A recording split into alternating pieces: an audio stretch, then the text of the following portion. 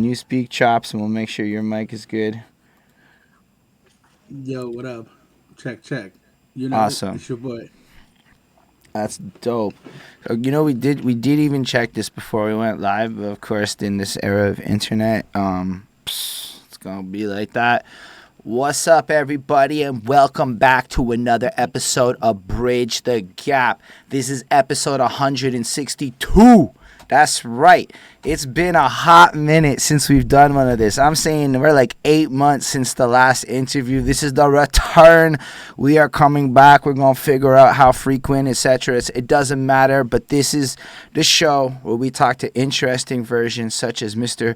Chops over here, the co-host of the Chopvision podcast, the third best podcast in Montreal according to Cult Montreal. And I think that list is valid because I made the list one. I didn't make no three, don't get me wrong. I made the list one time, so I was sitting there like, that's the greatest list in history. It is the most valid podcast list, in my opinion. Therefore, congrats on being number 3 and all that. But it's a super big pleasure to have you here. I'm sincerely a fan of your show. I be watching it while I be doing my VR boxing workouts. By watching it, I mean listening. Going through it all, listening to the exploits of your weekends. I love the dynamic between you and Skinny. It's super fun to just watch it. It's just me as a fan saying that. I'm never on the lives. Low chance of that happening these days, but I do watch it after the fact, and I highly encourage it for everybody that is watching it. Links will be in description. I highly encourage you to check it out. But on that note, Mr. Chops, why don't you take a brief note to just quickly introduce yourself before we properly get into the show? Do you want me to give them the authentic introduction to myself, how I do every week on my show? Yo, run it. What up? It's your boy Joey Chop. I'm out here bridging the gap with Behind the Suit, my man, Yo, I'm not even going to lie. I've been nervous about this all day. Like, yo, it's my first interview and stuff. Yo, but a man wants me on and wants to talk to me and converse with your boy. I'm happy to be here with all of y'all. Appreciate everybody that's tuning in to watch us. People that's going to watch us later. Yo, me and this man, we speak all the time. We're going to get into that.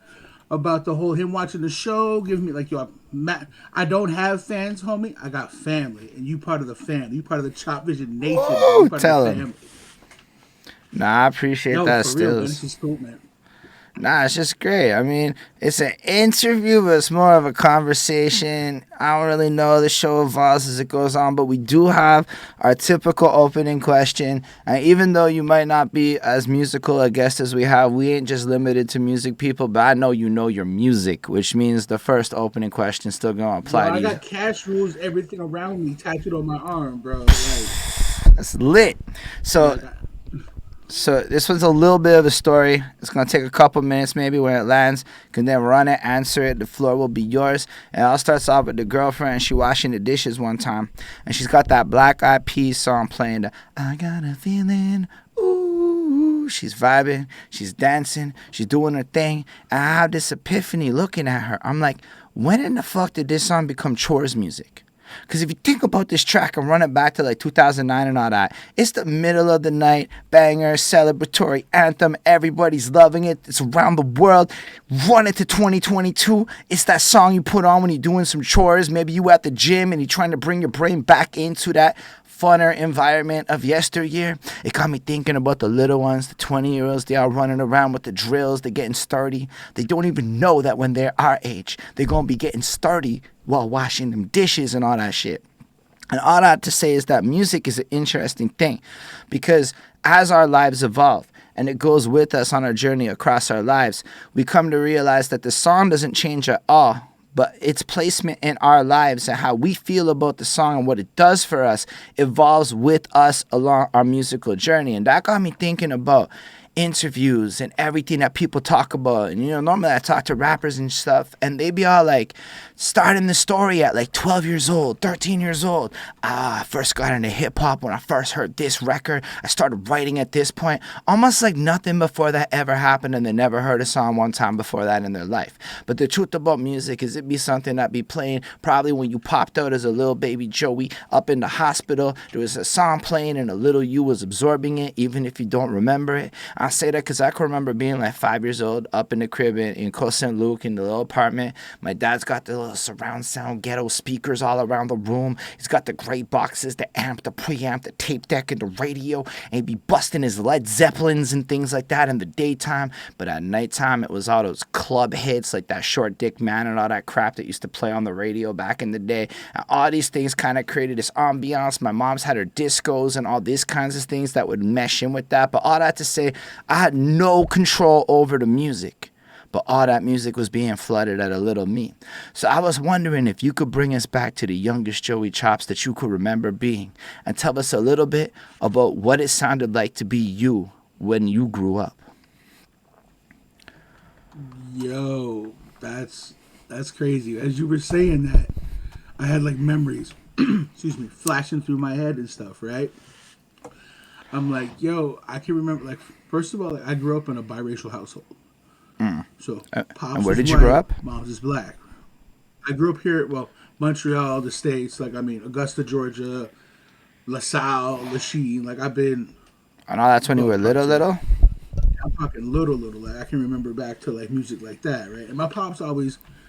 I mean, he was a big, like, country fan, like, he listened to, like, Lynyrd Skynard, like, stuff like that. So I grew up on that. Like, that was like my favorite song as a kid to this day is Freebird by Lynyrd Skynyrd.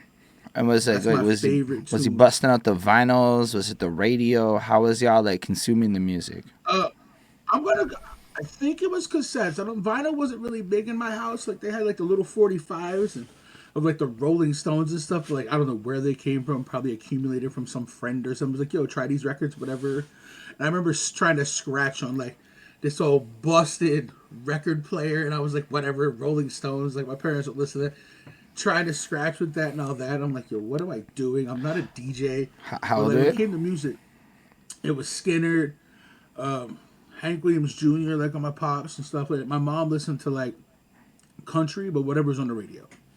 So like Phil Collins, Whitney Houston, like all that stuff, and then like there was soul. Like both my parents loved soul music, so like there was a lot of that and a lot of like belly rubbing music and stuff. You know what I mean? So like I can go back real far.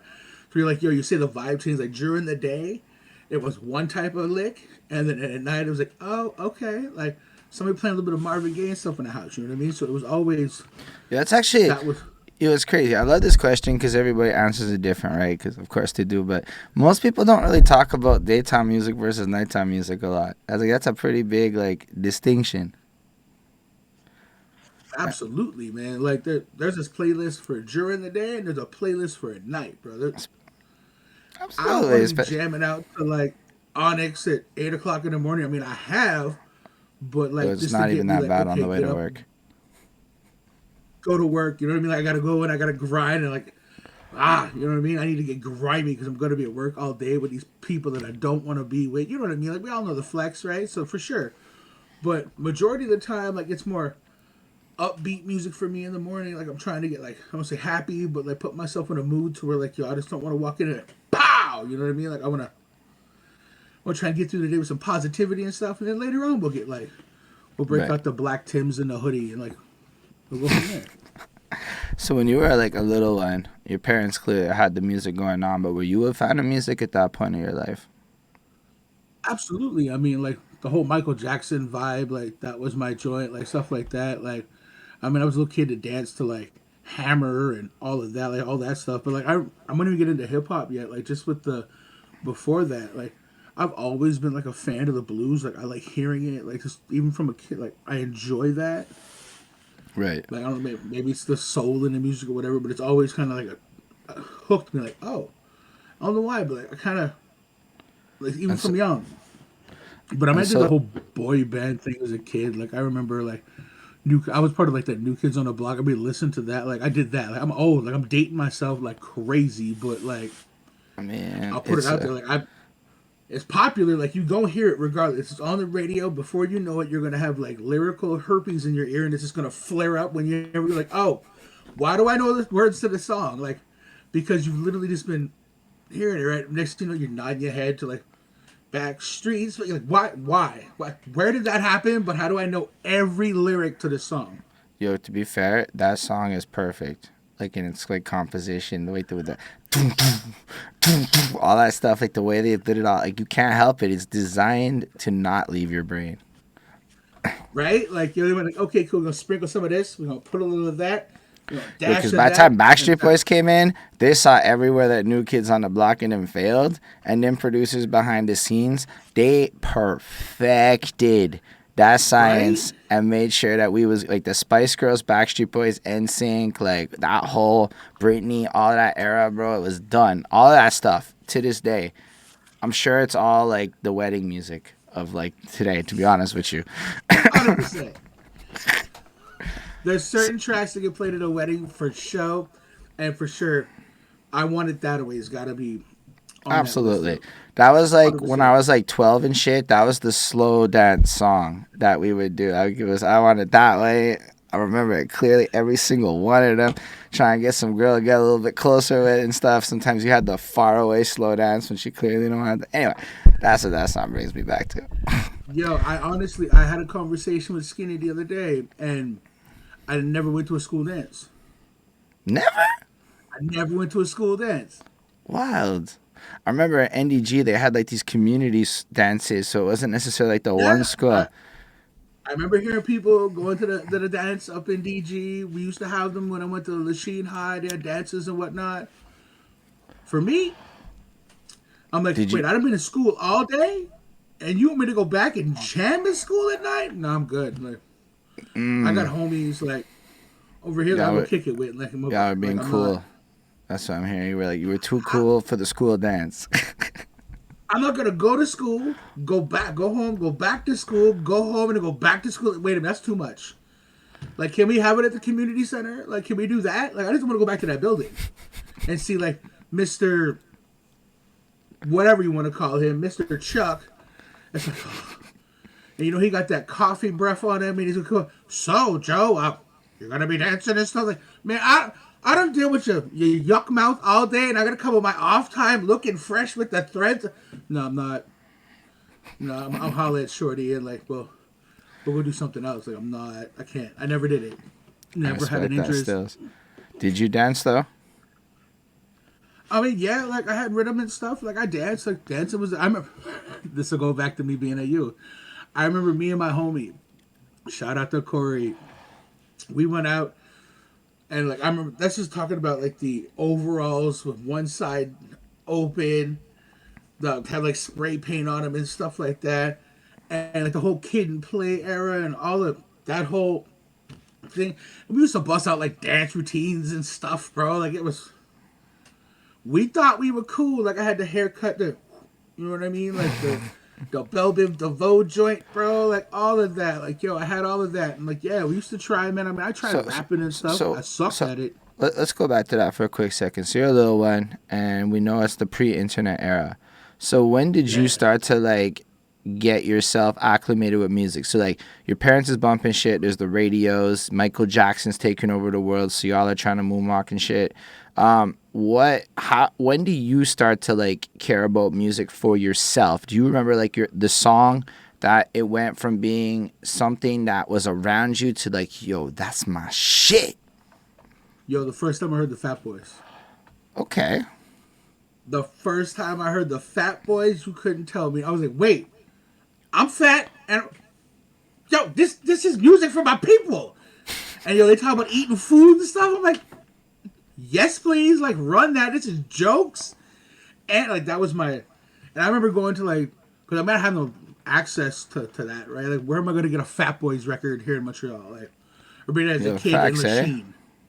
Like a kid in Lachine, where am I getting a Fat Boys record? I'll tell you where. I'm not. Like that, straight up, that wasn't a thing. So I remember going to is there a go downtown option to get a Fat Boys record? As a youth, no. There was no, oh yeah, I'm going to take the bus and go downtown. Yeah. Take the bus and go to sleep. Like, you're not taking a bus and going downtown. Like, you ain't doing that. Fair. That didn't come on till later in life, right? But, so I remember going to the flea market with my parents. Because, like, my dad played music and, like, he did the Telethon of Stars. He did say word. Shows at, like, the flea markets and stuff like that. Yeah, like, Pops played. Is he a DJ? Like, nah, he was a cover band player. He played, like, country music. Say word. Yeah, man. It was pretty dope. Like I grew up around that. So like I said, I grew up around music and like trucks and race cars. Like that's Did you ever like play anything back then? Were you like learning with him? uh shit. Oh wait, can I say that Yeah, now? Are we absolutely, good? absolutely. We All right. well past it. All right. Shit. Yeah. So I'm not even sure if I've told this on my show. And there's only a selective few people on Earth that know this. But you know what? I'm feeling comfortable with the home. We have a conversation, so why not? I don't really remember what year it was, or I do remember what year it was. I'm just not saying it so people can't go look for that and whatnot. You know what I mean? Fair. But I remember them doing the Telethon of Stars at a bowling alley, and then a next spot. I want to say Ville St. Pierre. Could have been someplace other than that. Like I don't. That part I know what you're evades talking me. about. The Telethon of Stars though. Like my dad playing show there, and people they're filming it and whatnot. And me and his best friend at the time, his daughter, we got up and sang. I think it was one or two songs with them on the whole Telethon of Stars things. Yeah, and I've never told that to. I've told that to a handful of people. Like, Bro, that's crazy. Thanks for sharing that. You got to go on TV and shit and sing and sing and like, country music dressed up like one of them rodeo people, bro. Yeah, bro, that's hard. I mean, it's maybe not the flex most people would go for today, but at the same time, I've never been on TV freaking singing for anything. That's a wild flex. Yeah, and like I said, I was a youth. Like I was a kid. There's no video. There's probably some video footage of that somewhere, but I'm not dropping the year because I don't want that to. You know when they say like, "Yo, you're gonna get famous," and there's gonna be those skeletons that come out of the closet for you. Yeah, that's the thing that ends up with me on TMZ, bro. Like, hey, boosh, this Bro, was that Johnny is Tops like when he was like 8. that's not even a bad thing. I mean, it seems like It's a not, bad but it was thing. like, where did you find this gem, bro? Like, Yeah, I that's the probably had like Nardwar a interview though. That's what happens when Nardwar talks to you. right. I get the picture of like the frilly shirt with like the cap. Oh my god, in the booth, I can't. Like, yeah. So you know, I did that whole thing with him. So like when it came to like music stuff. So back to the Fat Boys. I get sidetracked and stuff, man. It happens. Nah, it's the whole show. It's constant sidetracks. It's a vibe. So I remember we going to the Montreal Puss, and I'm probably saying that wrong, but whatever. I'm from Lachine. That's how we said it. Montreal Puss, the flea market. And I go into like he's friends with the guy that he basically like a bootlegger, bro. Like I'm not even gonna lie. It's the guy that had all the mixtapes. It was like, yo, country music or rock and roll mixtapes and stuff. Like I don't know if he just sat at home and did this, but he was the bootleg guy. So I remember going in there and asking him, like, yo, his name was Ron Clark, I think. It might be wrong. Anyway, whatever. I don't think he's any longer with us, but whatever. Pretty sure. I know his name was Ron for sure. It don't matter. So going to the spot, and I'm looking through, like, go to Boys, nothing. I'm like, yo, can you get something for me? And he's like, yeah, like, what do you want? I'm like, I want the Fat Boys album. Like, I want, like, the tape of the Fat Boys. Can you do that? Yeah, Joy, I got you. Don't worry about it. Next week, you're my guy. I got you. I'm like, yo, appreciate that. He was friends with my dad, so I thought, like, oh, yo, Flex, I got my own mans now. Like, he's going to bless me with the record. I'm going to be hotness when I go back to school, bro. This is going to be sick. Yeah, I show up next week, but the whole week I'm talking smack in school. I'm like, yo, I'm gonna get the new Fat Boy record. You ain't gonna know. Like, I'm gonna do all that, bro. You gonna see it. It's crazy, blah, blah, blah. Yeah, I go and see Mans on the weekend. I got my little bit of change from my allowance, and I'm all happy. This man goes, here you go, Joe. And I'm like, sick. Here's your money. Pulled it back and looked at, don't this thing say Pet Boys? Or Pet Shop Boys, excuse me. Pet Shop Boys. Pet Shop Boys. Stop. I'm like, I put it back in the can. I'm like, that's not it, bro. Like, these are 3 like fat black dudes, bro. I don't know what this is, but this ain't it. He's like, well, I don't. That's all I got, right? I'm like, well, all right, well, I don't want that, so I'm gonna go pick another tape out. He goes, okay. So I'm gonna pick another tape out, and the other tape that I pick out is "License to Ill" by the Beastie Boys. I seen this tape. I was like, that looks kind of cool. I ain't never heard of them before. I saw the album cover. I was like, that looks kind of dope. It looks like kind of whatever, Beastie Boys, whatever. I'm into bands that are like Fat Boys, like, you know what I mean? So I can see the natural evolution.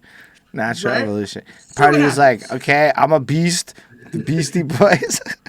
Right? Like, sure, I can vibe with this. You know what I mean? License to L. I know L sounds like people use that listen to hip hop, so they use that word. So it's got to be cool. I don't know what it is, so I pick it up, put it in a little Walkman. Mind blown. That's a good album, stills. Like to start with, like that. Like, sure, I listened to like Iron Maiden and stuff like that before because that's what was around, you know. But like the first hip hop joint, And this is basically like the first album you bought. yeah.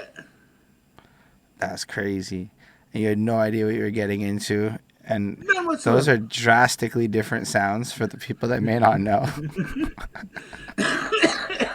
No idea, bro. But I was like, whatever, this is cool. And that like literally formed my whole So you started of with the like Beast.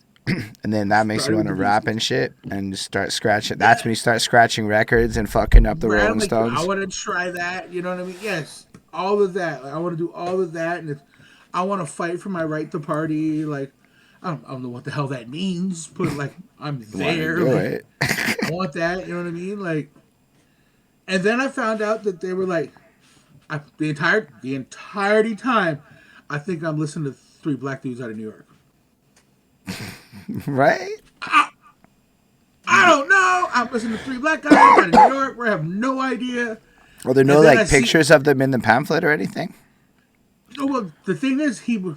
I don't know how he would do it, but it had like this little gray, like it was printed on paper, bro. Like there was no So real we're saying it's the real album cover. bootleg Yeah, shit. bro. Like the Fugazi from the swap meet. Like yes, but you know what I mean? Like it had one extra song on side A rather than should have been on side B type shit. Like it was one of those, you know. So Right. like there was no. Well, one of my boys is like, "Yo, here, this is what they look like." I'm like, "Yo, that's sick." I'm like, I just made the assumption that they were like three black dudes. Like I didn't. Wow. Yo, now I gotta see. Yo, what other white MCs are out here like this, bro? Like these guys are killing it. So I've That's always had a crazy. And love. this is like in the 80s, right? Because I believe Yeah, License to Ill is 85-ish, 86, not to date you, yeah. but it's I think I no, copped it in 87. like 87. It's the year of my birth, I'm pretty sure. I copped it like '88. You Right. know what I mean? Like, So like that or part of maybe life, no, it could yeah. have been '87 when it came out. So no, it was still hot. Yeah, so like that. So it's like around then, that point in life, and you're like, bro, white boys could rap back then, long before the Great White Hope came and tainted the perception of Bro, white.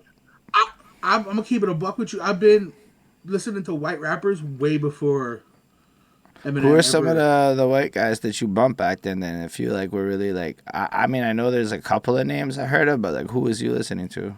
Okay, shit. We can go back. You know, let me light this real quick because that's a great question. Because I'm fixing to drop some things that, I mean, that's. I remember with being chilling with my cousin and listening to "Around the World in 80 Rhymes." I want to say it was by Quiche or something like that, or Kish from Canada. I was on him. I was like, "Yo, he's fire." I mean, obviously, like the Beastie Boys were sick. Like I totally kicked with them. I listened to Vanilla Ice. I'm not gonna lie.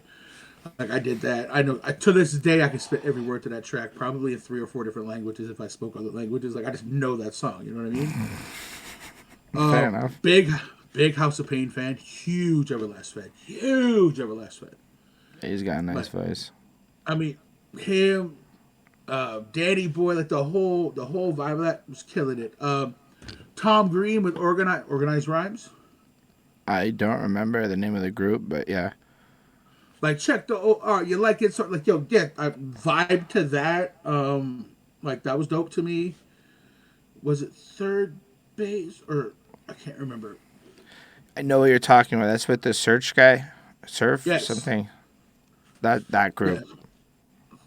So like I used to jam to that. Like there was and then there was other music that I would listen to, but like, it was predominantly like white rap. So you were just like on the white rap lane before the white rap lane was like a popular lane to be on, right? Like what's happening Yeah, now is like the evolution of what y'all was geeking on back then, in a sense. and I'm like yo, that I've been done that. Like yo, this is not new for me. Don't sleep on Don't Nah, sleep on there. them because like the boys got bars. Like, It was a different time. You had to have bars back then. Otherwise, as I understood it, you could have consequences to claiming to be a rapper and not necessarily having bars. facts. Like Um, that was the 80s. and so back then, you decided did you ever like rap at all, or like in public, bust rhymes for people, and any of that? I mean, I try and spit a freestyle one or two, bro. When I tell you I was straight trash can water, like I knew I was terrible. I was like, this ain't for me. So then I picked up like a pen or a can, and So you graffiti was my thing so you became a writer. for hip hop. Like the whole culture, like that was my thing. Like I was down with that. What was your tag? You can't do that. Nope, can't do that. Yeah, I don't know all the rules. I know it's a whole thing. I get it. I don't know. So like you were like pretty active in that culture. I don't know what you can talk about, but it's a soup. I understand that there's illegal shit that goes on in the world of that world, so it gets a little gray zone. So I'm not trying to incriminate you, but a lot of us don't know much about this side of hip hop. So it is interesting for the various parts that we can hear For about. sure. Okay, so no, like when I say like I used to bomb and stuff, like I don't say bomb, but I used to do graffiti and stuff like that. Yes, but I mean there was some point like I was throwing up sets.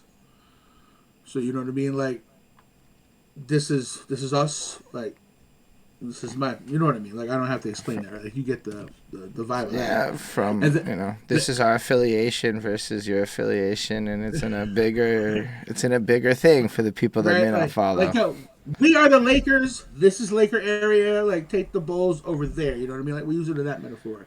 Yeah, So no, so I used to like do that, and then like I got into more artistically and stuff. So I was like, all right, cool. So like I tried, like I mean, no, I could say a couple. Like I used to do like the alcoholic. Then I did the lick. Like there was a few like that. Like and I used to, I mean, there used to be all kinds of stuff that I used to like. I used to switch. yo, That shit constantly. Just did you ever do any of this? Cause yo, once I first talked to my first graph writer, all of a sudden I'm seeing it all over Montreal, and I'm like noticing it in a whole different way. So now my first thing is, okay, can I see where the dude like got to like do it? You know, like when it's high up and shit. Like how did he get up there? oh no, yo, Did you ever do any of I that never did shit? that Spider-Man crazy shit. Like nah, there was none of that at all. I was like, no, I'm not trying to fall off the side of the thing for my art. Like yo, Did your peoples that's do to that shit you. though?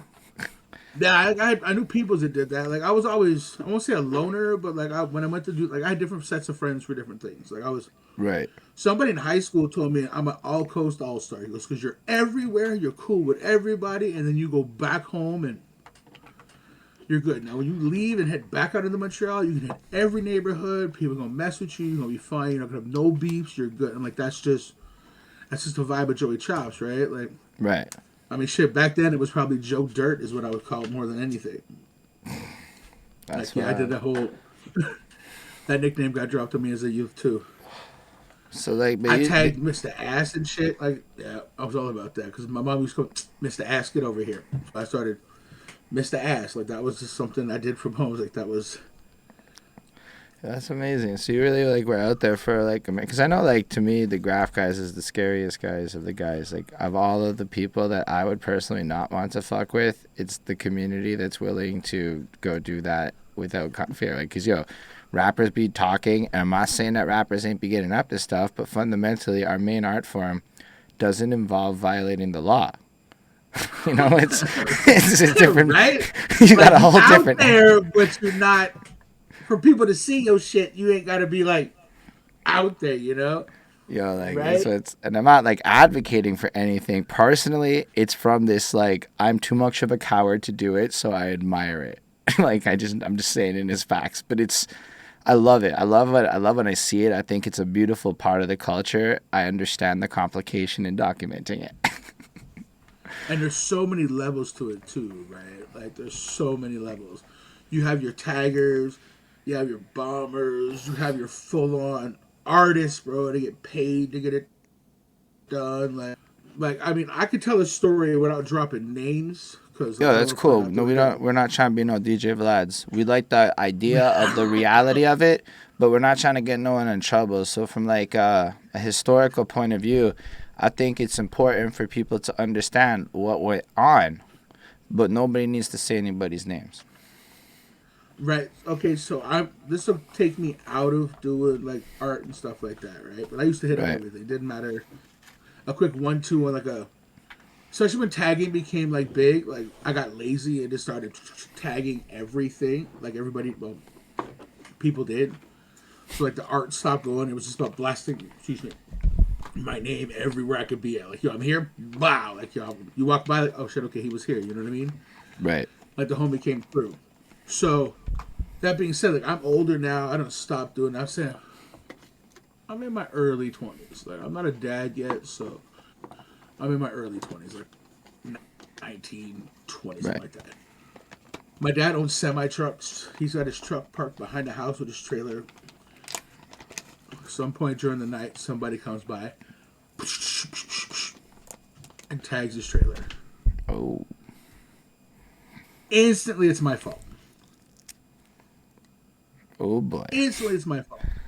Because it's karma for me going out there and tagging up the next man's thing and doing that. So instant karma. This is your fault. How did you, who to find out who did it? Find out who did it. All right, I'll find out who did it. So I put my ear to the street. I start making conversations, blah blah blah blah, and I'm asking who this cat is. I can't even drop his Right. handle because like it's that no, you know. So like I can't. So I'm like bop bop bop. I'm hollering at people. They tell me, yo, the man's lives up here. If you roll up there and ask for man's, you'll get him. It's fine. All right, bet. Poop. I go up. Yo, where's man's? Like, where's he at? Where's da da da da? I go, there you go, coming out the building right there. Cool. Bah! I just instantly, because it's gonna cost my pops 10 racks, bro, to like have it redone and stuff. So I'm just like, rack! Like, I gotta come back with something because it's a problem, and I've been set up to get it, to deal with it. So Right. toss him at man's, bop bop bop bop. He has no idea why he's catching the fade. Right. He knows nothing about it. He does not know why. So I'm like, yo, next time you decide to spray paint somebody's truck, you should probably know who you're messing with. He stands up and goes, yo, I don't even bomb. Like, I don't even tag. Like, what are you talking about? I'm like, oh. Now I made an enemy for life at this point. Because I just came up with a straight faded dude. I didn't give him a reason. They said that was homie on some stupid bull type stuff. Right. Get it, right? Yeah, no, find out homie don't even tag or nothing. So I'm like, well, whatever. Like, you share names with man, so change your name. And I peace, bro. I'm like, I don't know what to say to you right now. Like, I'm kind of tired. My hands hurt. Like, you took a little bit more of an ass whooping than I thought you were going to be able to. So, like, now I'm done with this. Like, you'll change your name, fool. And, like, these things would happen to you. Like, I don't know what to say to you. So I dip. And I'm like, yo, I didn't find a kid. Sorry, like, I didn't find him. Fast forward 2 years. Yeah, this is about 2 years later. I'm standing in a video store, and the homie comes in, and I know homie's my peoples, bro. And he hollers out to the guy behind the counter, hey, yo, bow! This guy's cashing me out. I look up at him like, he looks at me because he knows I've been looking for this cat. Because I've told him as an artist, like, yo, I'm looking for this dude. Do you know who that is? He's like, nah, I don't know that guy. I don't know him. My homie walks through the front door, hollers out the dude's name that I've been looking for. I look at my homie. I look back at this dude that I thought was Peoples. We were cool. I'm like, yo, are you serious right now, bro? Like, I went to snatch him over the counter. Like, yo, how are you? Been lying to me for like 2 years, B. Like, no. You know what kind of fugazi fool you made me look like? I'm fire set up. I'm losing my mind, right? I dip. I'm like, whatever. It is what it is. Like, you and me, like I now know who you are and where you are. This will come around. Like it's fine. So I go into this another spot where he's working, and every time I would walk in there, they'd be like, "Yo, we don't want no trouble, no nothing." I'm like, nah, ain't gonna be no trouble. But y'all better have stuff here that A, I can wear, B, that fits, and like my size. Like I'm not playing with y'all. I'm like, at least you better be able to accommodate me. I'm still gonna purchase it, but due to the fact that you don't want me to come across the counter and slap the life out of man's, at least order stuff that works for me. And that's the flex that I got out of that. Is that every time I went in there was something. It's like, yo, we got this size clothes, like this, we got that, like, yo, we good. Like, don't worry about it. Like, yo, you got a whole section. That's all I want. So you So it took me leveraged. not throwing it, dude, just for the neighborhood to get some big man gear, bro. Yes, I leveraged the situation to get the I neighborhood some had big man no gear to idea where represent that the was big man. going, but that's incredible. That's so. Matt, to recap, man's tags your dad's thing, which comes with a fee. It takes 2 years to find out who he is. When you realize who he is, you're like, fuck that. I want clothes that fit more than I want to get violence. Applying some wisdom here. This is not the same bull energy from earlier. Instead, this time, we set it up. And then I've heard you complain about trying to find shoes and shit in your size, so I imagine it's a Size challenge. 15 club, bro.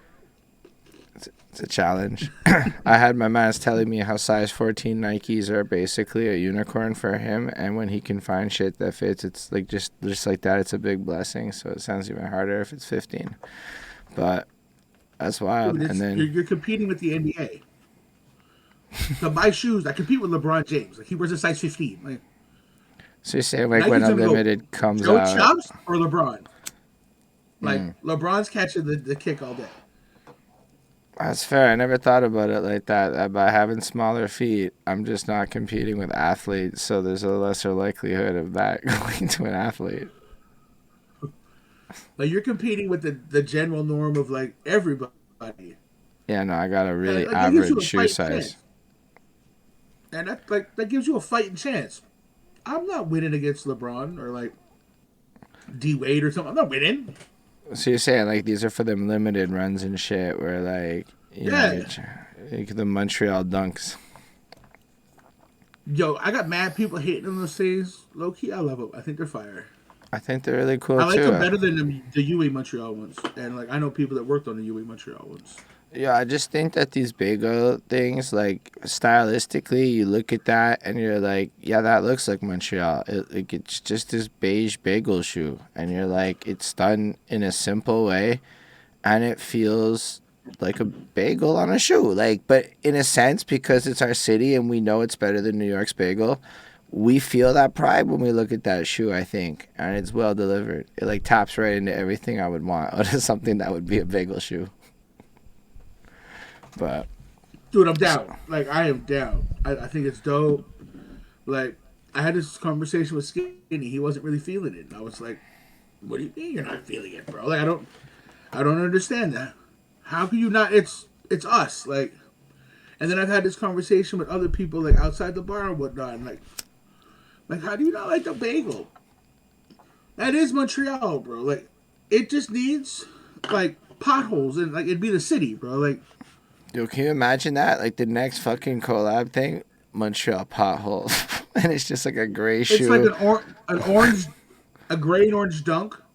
So it looks like a cone. but You they're like, flip the sole over. It's translucent with like a pothole on the sole. You're welcome, Nike. Run me my check. nah, it's hard. That's hard. I think that would go The pretty swoosh far. being like a reflective gray.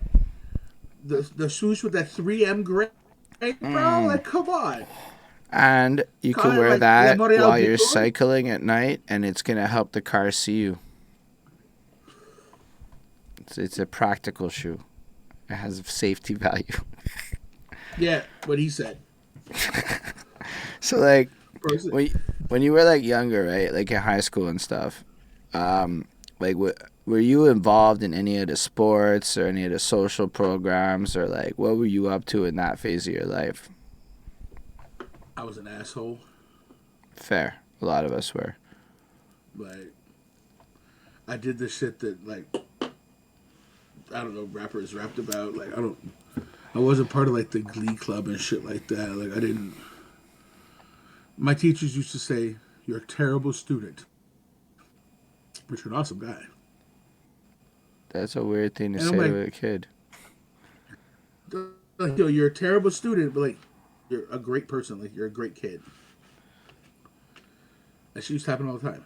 And I'm like, I understand that, like because I don't really feel like I'd rather converse with you and have a conversation and learn that way than to sit there and be like, 2 + 2 is 4. I get it. Like I'm not. So I mean, the whole school vibe wasn't for me. Like, so I didn't like want to stay and do the extra. Like, oh, let's go to basketball. No, I'm trying to get out of this place as fast as possible. Yo, people really I said didn't that. want to Like, walk in here in the morning. that's wild as fuck. Like, I don't know. Maybe sometimes I just hear some shit and I'm like, there's not a point in my life.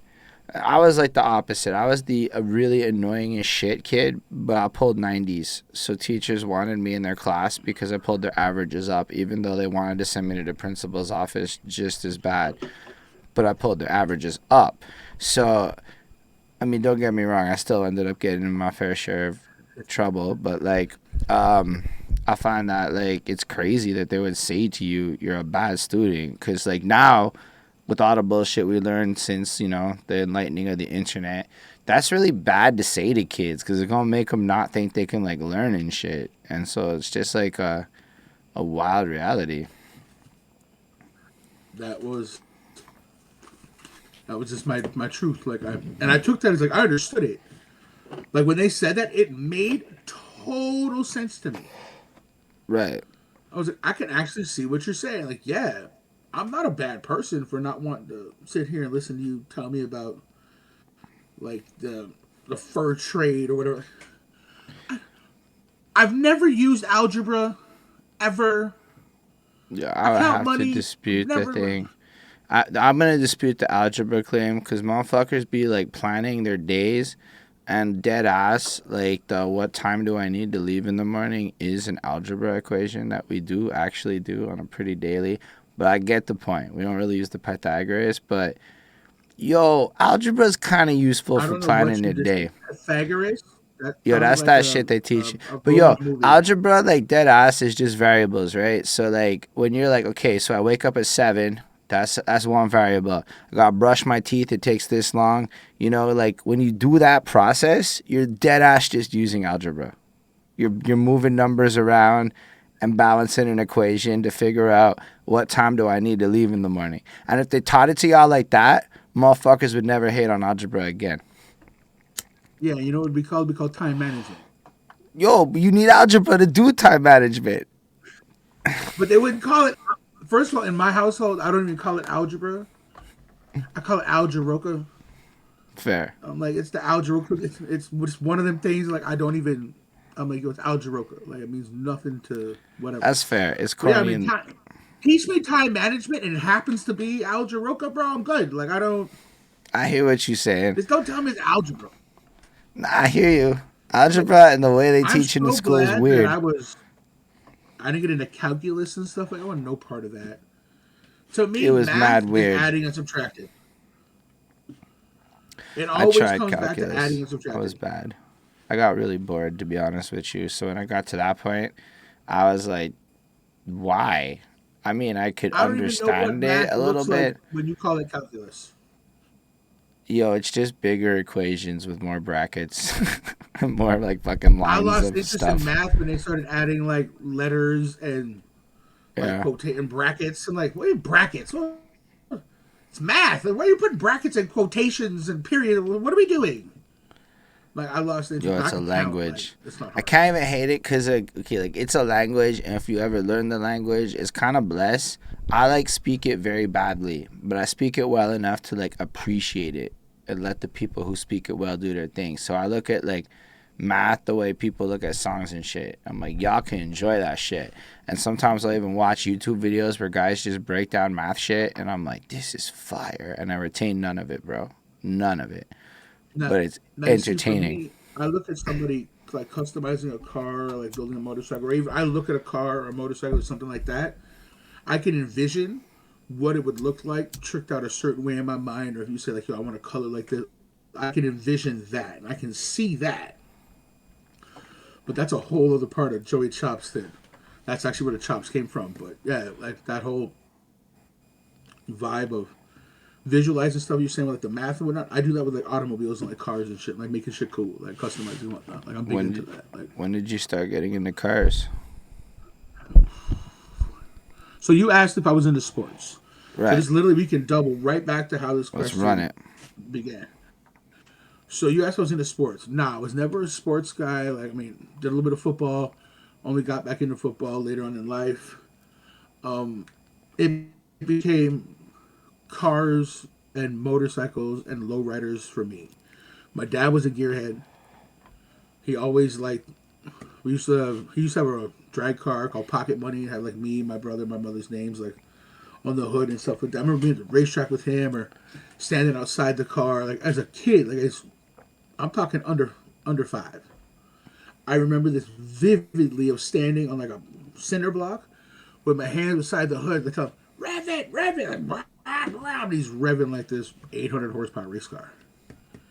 You know what I mean? So like instantly hooked from like a young age to anything with a motor, and so that I've always been into it. So when it became time, like, oh well, we're trading hockey cards, or we're playing hockey, or we're playing ball hockey. I'm like, I want none of that. I'm gonna kick back. I'm gonna read Lowrider magazine. I'm gonna read Easy Rider. Granted, sure they had the Tatas and Easy Rider and whatnot, but I read it to like look at the bikes. Like even my boys were like, oh, I'm really gonna Playboy. I'm like, I could see that and still have like a dope ass motorcycle underneath it. Like I'm getting the best of both worlds. You keep your little hustler, whatever it is, you guys. Fine. Like I'm good with. Yeah, Hustler So went like a I was little in more the intense than Playboy. You know, I'm just saying there was a little more happening in Hustler. correct, but I mean, like I'm not even gonna get into that side of the. That's a whole different conversation. The teen hood. No, but so yeah. So I mean, I just got into that, and then like I remember my dad gave me like a carburetor. He just It gave you one. it was for a birthday or whatever. He's like, yo, here. I'm like, sick. He said, but you just gotta like fix it. It doesn't work. So I'm gonna teach you how to fix it and whatnot. So you need this, you need that, take it all apart, put it on. I'm like, all right, cool. So start taking it apart, clean it all out. It was okay, cool. He goes, I'll put it back together. I'm like, oh, okay. Well, it's process of elimination. It starts at piece. It started at piece 1 this way, and went to 50. Well, now it's gonna start at piece 1 this way and go back to 50. Like it goes back together exactly the same way it came apart, right? Right. So I re-put it back together. Cool. He's like, all right, walks outside, sets it in the car. Boom! Congratulations. You just rebuilt the carburetor for the race car. Right. Because of what I did, the car runs now. And you're Couldn't like tell a me shit teenager, after that. right? Yeah, like, I was like a teenager. I was like, holy crap. Maybe like 11-ish, like even preteen. Okay. Like, yeah, like, I mean, I wasn't saying that I was already way into it by the time I was a teenager. Like, I was on my way to, like, buy, like, my first car and stuff like that, or getting my first car, rather. Nah, but that makes like it's a huge point of pride. Eh? It's like anything else. That like the first time you're like realize that you can accomplish something incredible. Like I used to watch my dad fix the car. Right, it would take him like 6-7 hours with manuals and shit. So like I can kind of picture how much effort it would be to like really take apart a piece of a car and put it back together, and then to see it work and just know it. Like no, that's crazy. That's a crazy Like, yo, flex. because of something I did, it does what it's supposed to be. Like, yeah, it was just crazy. But, I mean, we used to have Chilton books in my house that were for, like, different years of cars, so, like, all Camaros, whatever, and you go through it. It's like, yo, it's all for that. And it broke it down piece by piece. Like, I still have, like, yo, my Yeah, pops has been gone I know what you're for a saying. minute, but I still have these things. And See, I would just I'll pass them. like that would be like the like every individual year in car models kind of different. So that would be like that really thick book that would like have everything in the car and how to fix it. Yes. From, like, year 1967 to, like, 1969 or whatever, like that genre of stuff. Right. And So yeah, I then remember as a kid, this is me with cars and whatnot. My dad used to own a tow truck company. I'm maybe 12. Let me take a quick, do some algebra. Nah, I'm like 12, 13. And he owns a tow truck company. He's got a few tow trucks running. Like, he's doing this thing, right? Pops was always a hustler. Like, mom was always a hustler. Like, that was, gotta eat, gotta do whatever it takes to get food, right? Right. So he's at this one thing, and he's like, okay, Joey, like, I knew how to, like, boost the cars off and stuff like that, but I had no driver's license. So he gets this dude that's like, okay, so you're gonna go with this guy, boost off these cars, come back, like, I'll give you a little bit of bread, like, whatever, like that. Part-time job as a kid, like, why not, right? Right. So we go over. I'm trying to do exactly what I'm supposed to be doing because I know my pops is like, yo, do this. And I'm like, this, and this. Like, this is exactly what we're supposed to do. Anything you got to say or want to do is going to affect me doing this. I'm not having it.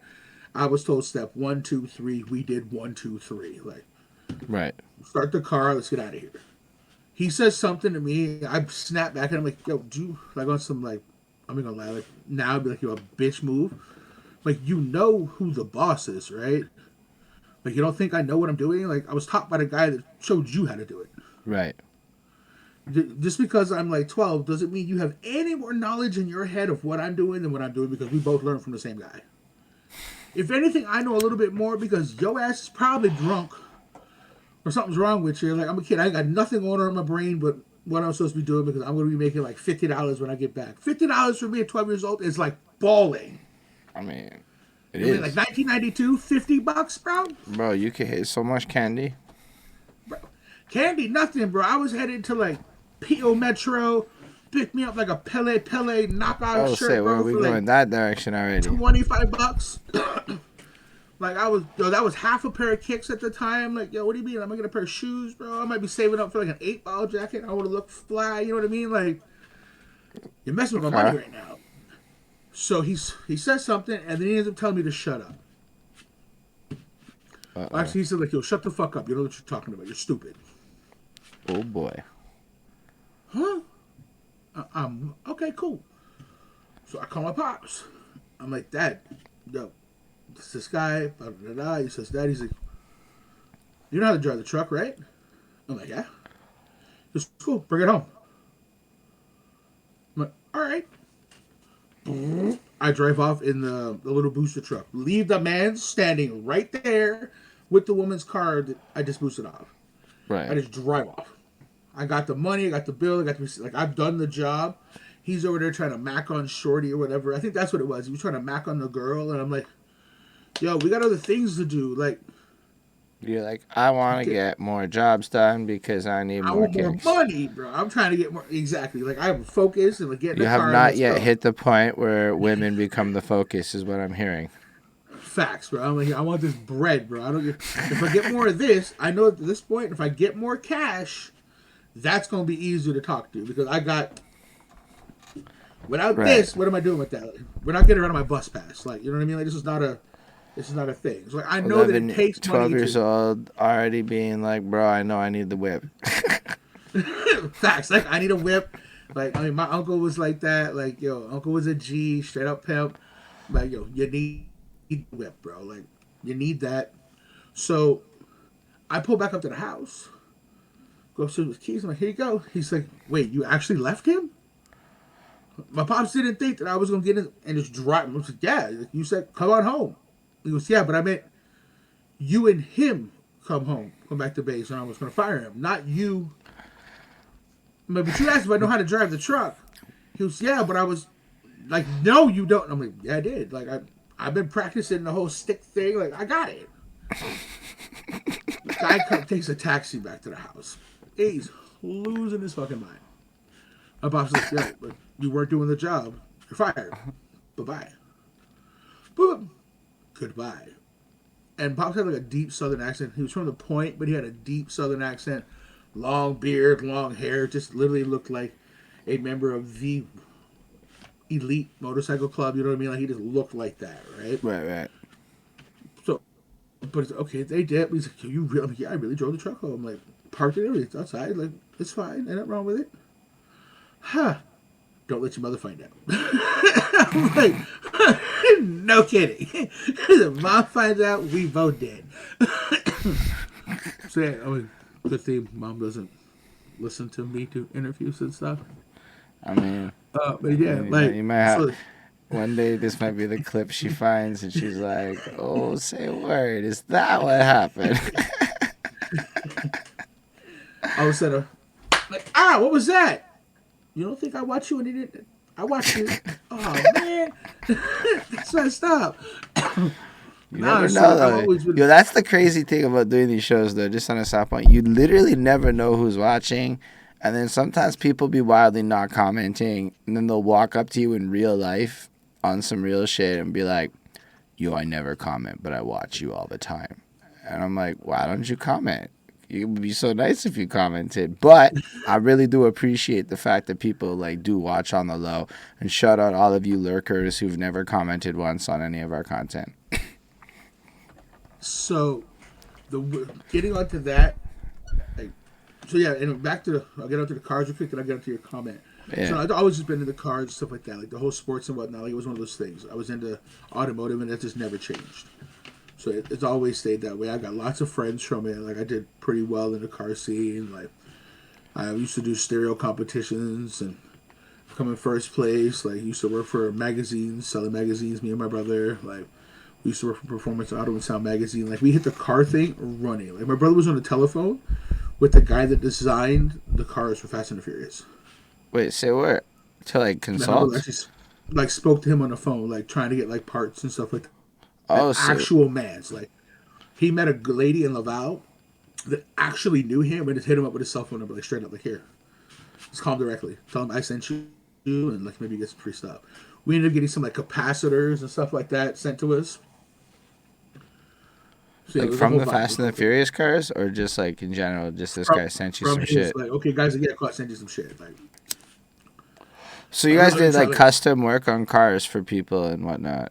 Well, yeah, okay, we did a lot of custom stuff for us, and then like once we got into like motorcycles and stuff, like yeah, we worked on custom stuff for like other people and stuff like that. Yeah, like that at one point was my way of living. Like that was my livelihood. That's crazy. Like you were like the guys that people make reality TV shows about. Oh, it's funny enough. Like me and my pops, like you talk about like American Chopper and stuff like that, where those guys used to scream back and forth. Dude, me and my pops, some of our most hellacious fights have been working on a bike together. That's amazing. So these shows are fights, but more real than not. I would not change it for anything, though. Right. Like I would not take that away from the system. Granted, we had some terrible arguments, but the best time of my life. Like, so much fun. So did you guys have like a shop? Yeah, we owned a shop over here on 18th Avenue in Lachine in like the basement of like a building. That was so bad. Like we were so grimy. Like the sewage from the bathroom, the water, well I call it shit river, would run from the bathroom through the middle of our shop into the next guy's shop and like form a puddle over there. And we'd be building motorcycles like out of there, bro. Like laying on. We just had this one dude. His name was Squirrel. He's a Lachine legend. Okay, like Lachineville St. Pierre legend. Like everybody knows this man. He walks around looking like the Grim Reaper. If you've been by the bridge in Ville St. Pierre, the green bridge there, right there by the Tim Hortons, and you see this dude that just looks like the Grim Reaper. Like this is the man I'm talking about. Right. So he used to come by and like he had this issue where he ground his teeth like crazy, and I'm like, "Yo, take some food, put it in your face. Like, stop grinding your teeth." Like that's what I remember about him most.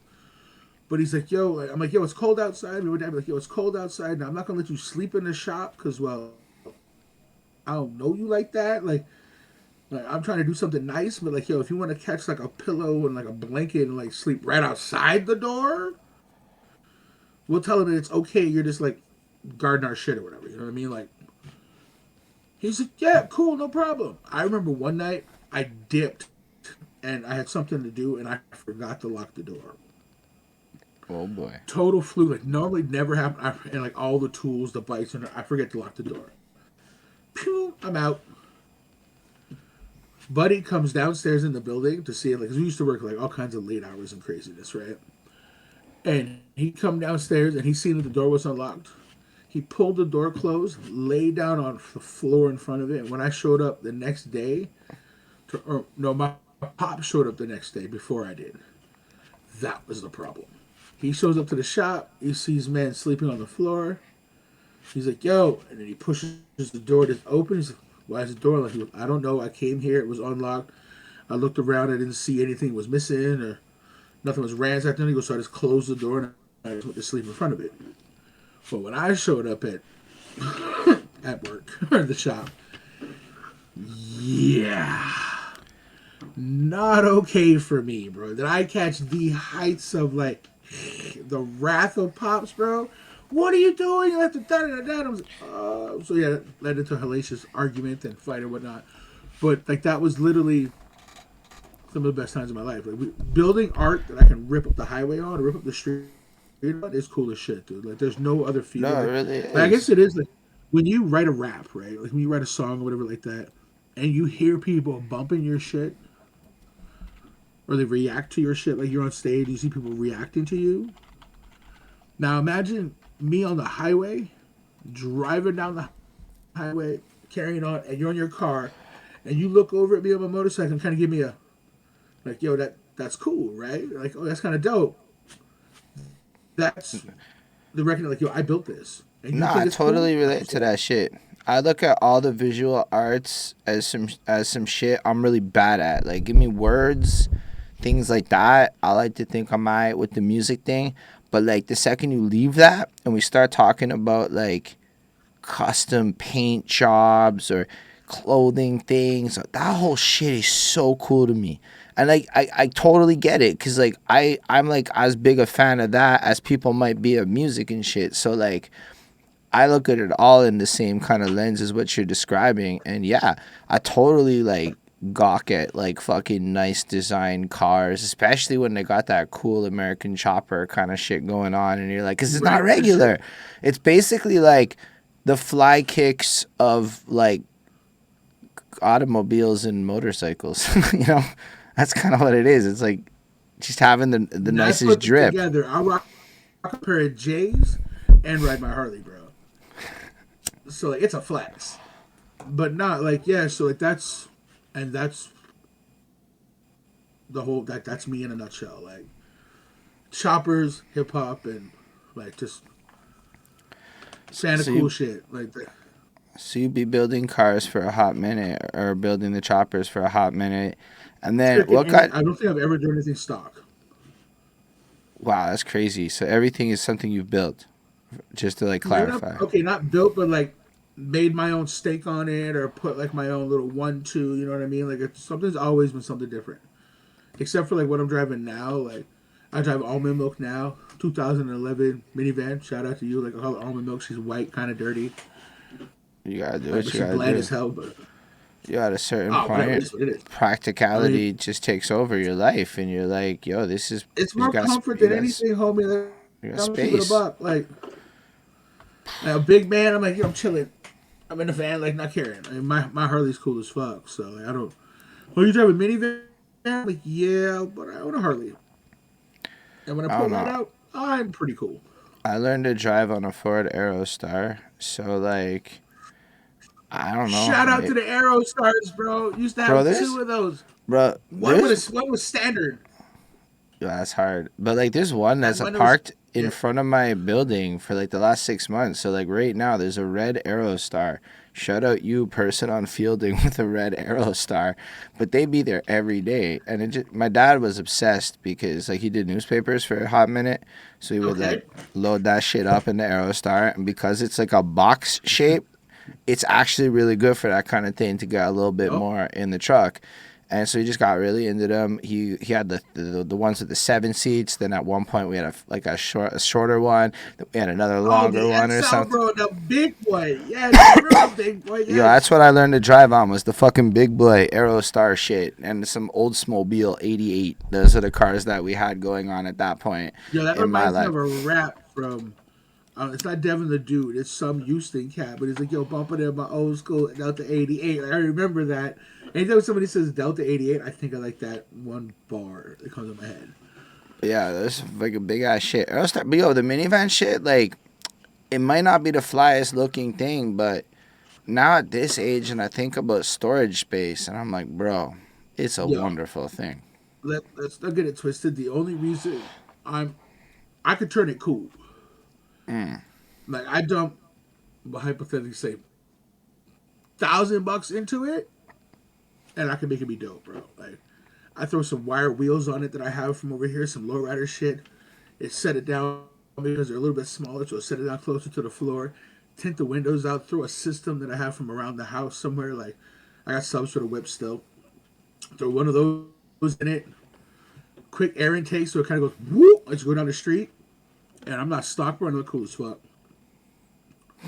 That's Like literally, I wild. used to do shit like that, bro. I used to do shit like that all the time. So how I come you take something, stopped? throw something out there. Not to get dark and shit, but like my pops passed. Oh, no, it's like y'all's thing. Right? It was like our thing, and like I'm still like, I just haven't really took the car out. Like I built the last motorcycle I built when he passed. Like I finished it. Right. Once I finished it, I didn't ride it. I didn't even ride it, bro. I just sold it. I was like, I don't. Nah. It's finished. It's done. It's gone. I sold my other Harley. I kept just his Harley. Like I just have that. Like, but I've been talking to some homies. I've been talking to some of my people. I've been getting back in touch with. Like we're talking like this has been 6 years ago. Right. Right. Like, we're going back 6 years that I haven't done it. Doesn't mean like it's like riding a bike where I go outside. I still tinker with my own stuff, right? You know what I mean? I still got my sled, but I've been talking to some people, and I want to let them know, and they already know that I'm coming out heavy this summer Okay. because I miss that piece of who I was and who I am. Like I need that back in my life. Like I need to trick shit out. Like I can't be riding stock. Like I can't. So it's really, even if it's just for yourself, just to get it, scratch the itch a bit. Like a rapper who after retiring is like, but bro, I still gotta drop this album. Just because you gotta drop that album, even if he don't care if it sell, just because it's what he does in his soul. I respect that shit. Exactly. It's just for me. Like during the 6 years, I'd work on my own stuff, like fix my stuff, break whatever like that. I take care of it. One of the homies would be like, "Oh, I got a project going. Da da da da. Come on by. We'll kill a few beers. We'll tinker with the bike. All right, cool. Go by. Do a little 1-2. Help. So I always had like just the kept my skills sharp by just using them at different little times, right? Just to be like, no, I still got it. Still Right. got it. Like it ain't. I can still throw the 1-2. Like I ain't been in the gym in a minute, but I can still. You know what I Yeah, mean? Like I'm I still hear there. you. I hear you. Yeah. So like, it was like that. So I always kept it a buck. Like I was able to do it, but this summer, So yo, before we move on from this, what's the craziest modification that y'all ever did? Like the biggest flex of all the mods that you ever did in your career. ooh, damn. Fuck. That's a really good question. I mean, I want to say that there's so many, but there's two in particular. And one, actually, you know what? I'm gonna hit you with a quick 1, 2, 3. Like the first one, the second one, the third one. Like this is my top three because I've done a lot of we've done a lot of shit. Right, right. We built a truck. Now my dad was a truck driver, right? And he had his 1975 A model Kenworth semi truck that he brought back from South Carolina. He rode back on a milk crate, not even a seat, bro. He rode back to Montreal on a milk crate. Passed the border, did all that, came home, Hold on, are pulled you up. allowed to do that? That's Is it like he legal came to home. drive on a milk crate? He came home. See the truck? No, it's not illegal. I mean, the milk crate wasn't even sewed down. It I mean, I literally don't think like for the sake of whatever anyone cares. It's just like like. But I was just like, wait, they let him no, pass the he been border? dead for Nobody six cared. years, and like the truck's been gone for a minute. So yes, like no, like no seatbelt, no nothing, bro. Wild. No, nothing. Like at one point, you could see the ground through the floor. You look like, oh yeah, there's Earth, like right there, and turning parts. So okay, and he brought this thing. I think he paid like maybe 5 racks for this thing. Like maybe 5, max 10. Like, but the motor was good. Like, was a good solid truck. Just it had like no seats and no nothing like that. So he brings this thing home and like we look at him like, I didn't see the vision pop. Like I can see that if we dump or if you dump all kinds of bread into this thing, it can be dope. Like, I see it. But yo, it ain't got no seat, bro. Like you drove up here on a milk crate. Like just so we're clear, right? He's like, yeah, and a big ass hole in the floor. He goes, but I seen it and I knew I had a vision for it. That's wild. I'm like, all right, so fast forward, this thing is done to the nines, bro. Nines with decked out, frame is stretched, everything stainless, paint's buff. We put a sound system in it. Wheels are polished, stacks, lights for days. You name it, we've done it to this truck.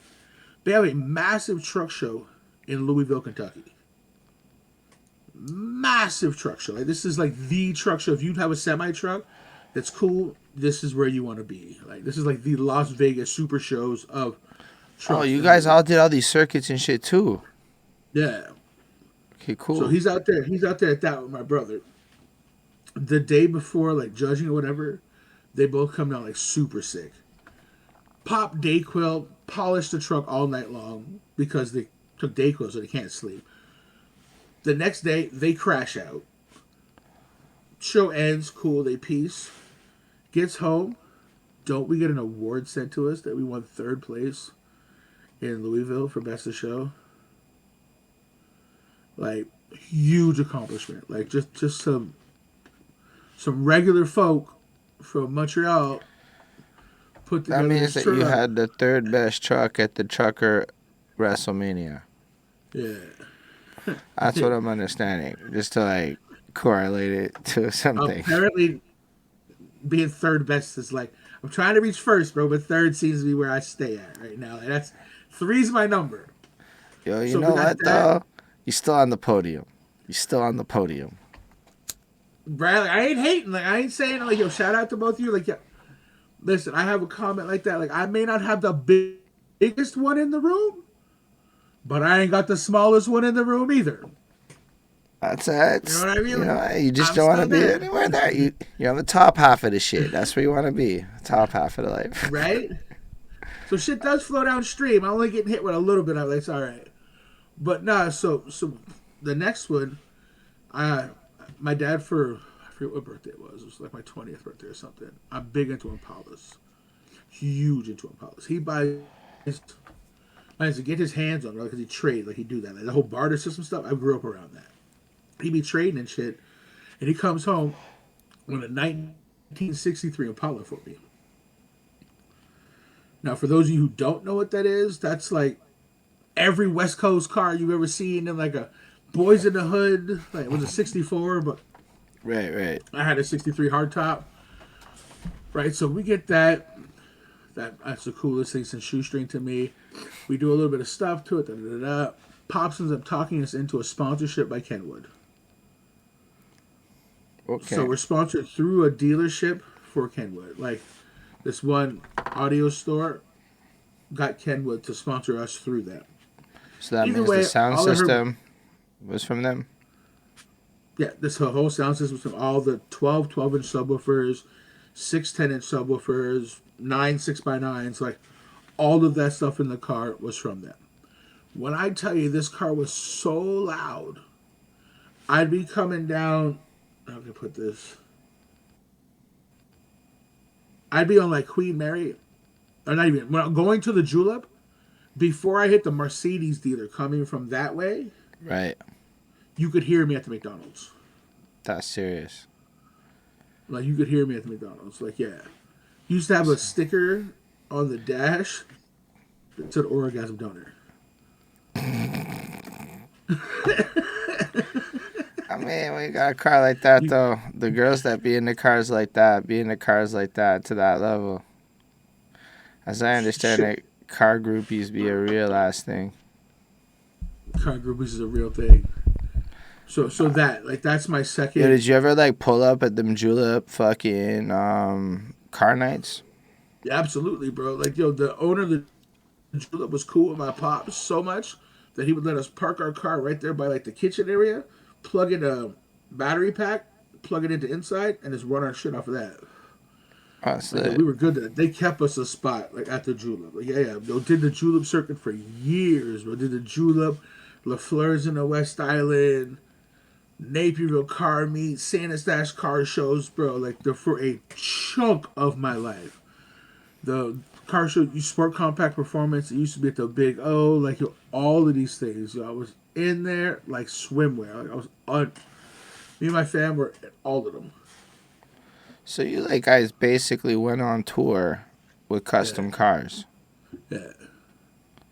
Yo, that's wild. Cause like honestly, I don't know if I would watch the show, but my mom would watch this show of your like guys doing all this shit. Like everything you're describing sounds like some shit I would watch if my mom was there and like, that's what she had on.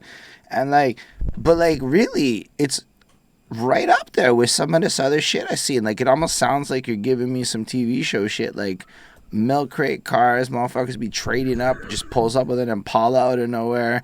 Next thing you know, y'all are sponsored.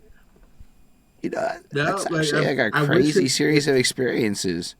it's all, and we haven't even passed 20 22 yet. Like, I'm only 22 years old and all this is happening.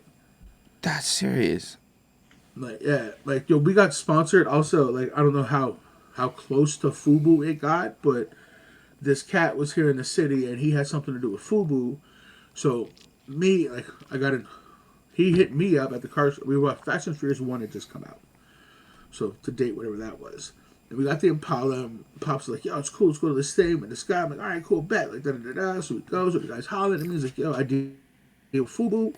How would you like to come to some of these car shows with us and do some show around? I'll give you clothes from FUBU. So I'm like, wait, you gonna give me free clothes and I just had to go to car shows? Say less. Yo, when I tell you for 6 months I would say 6 months. Not okay. I wouldn't say 6 months. Like, no, okay, maybe 6 months. We'll go with six. It wasn't quite a year, so yeah. So we'll say 6 months just for argument's sake. Anyway, Significant chunk of time. right? Like, yeah, it was a minute. Yo, I didn't wash a t-shirt. Bro, that's hard. I can only say I There did was that with socks one time. there was FUBU t-shirts, bro. My whole family had this FUBU shit. Like, baby blue shirts, orange shirts, yellow shirts, like hats to match, like straight across the board. But like, do laundry for what? Just donate it. Give it to whoever. Like, we getting this shit from him, and all we gotta do is go around like Montreal and like the surrounding areas and do car shows.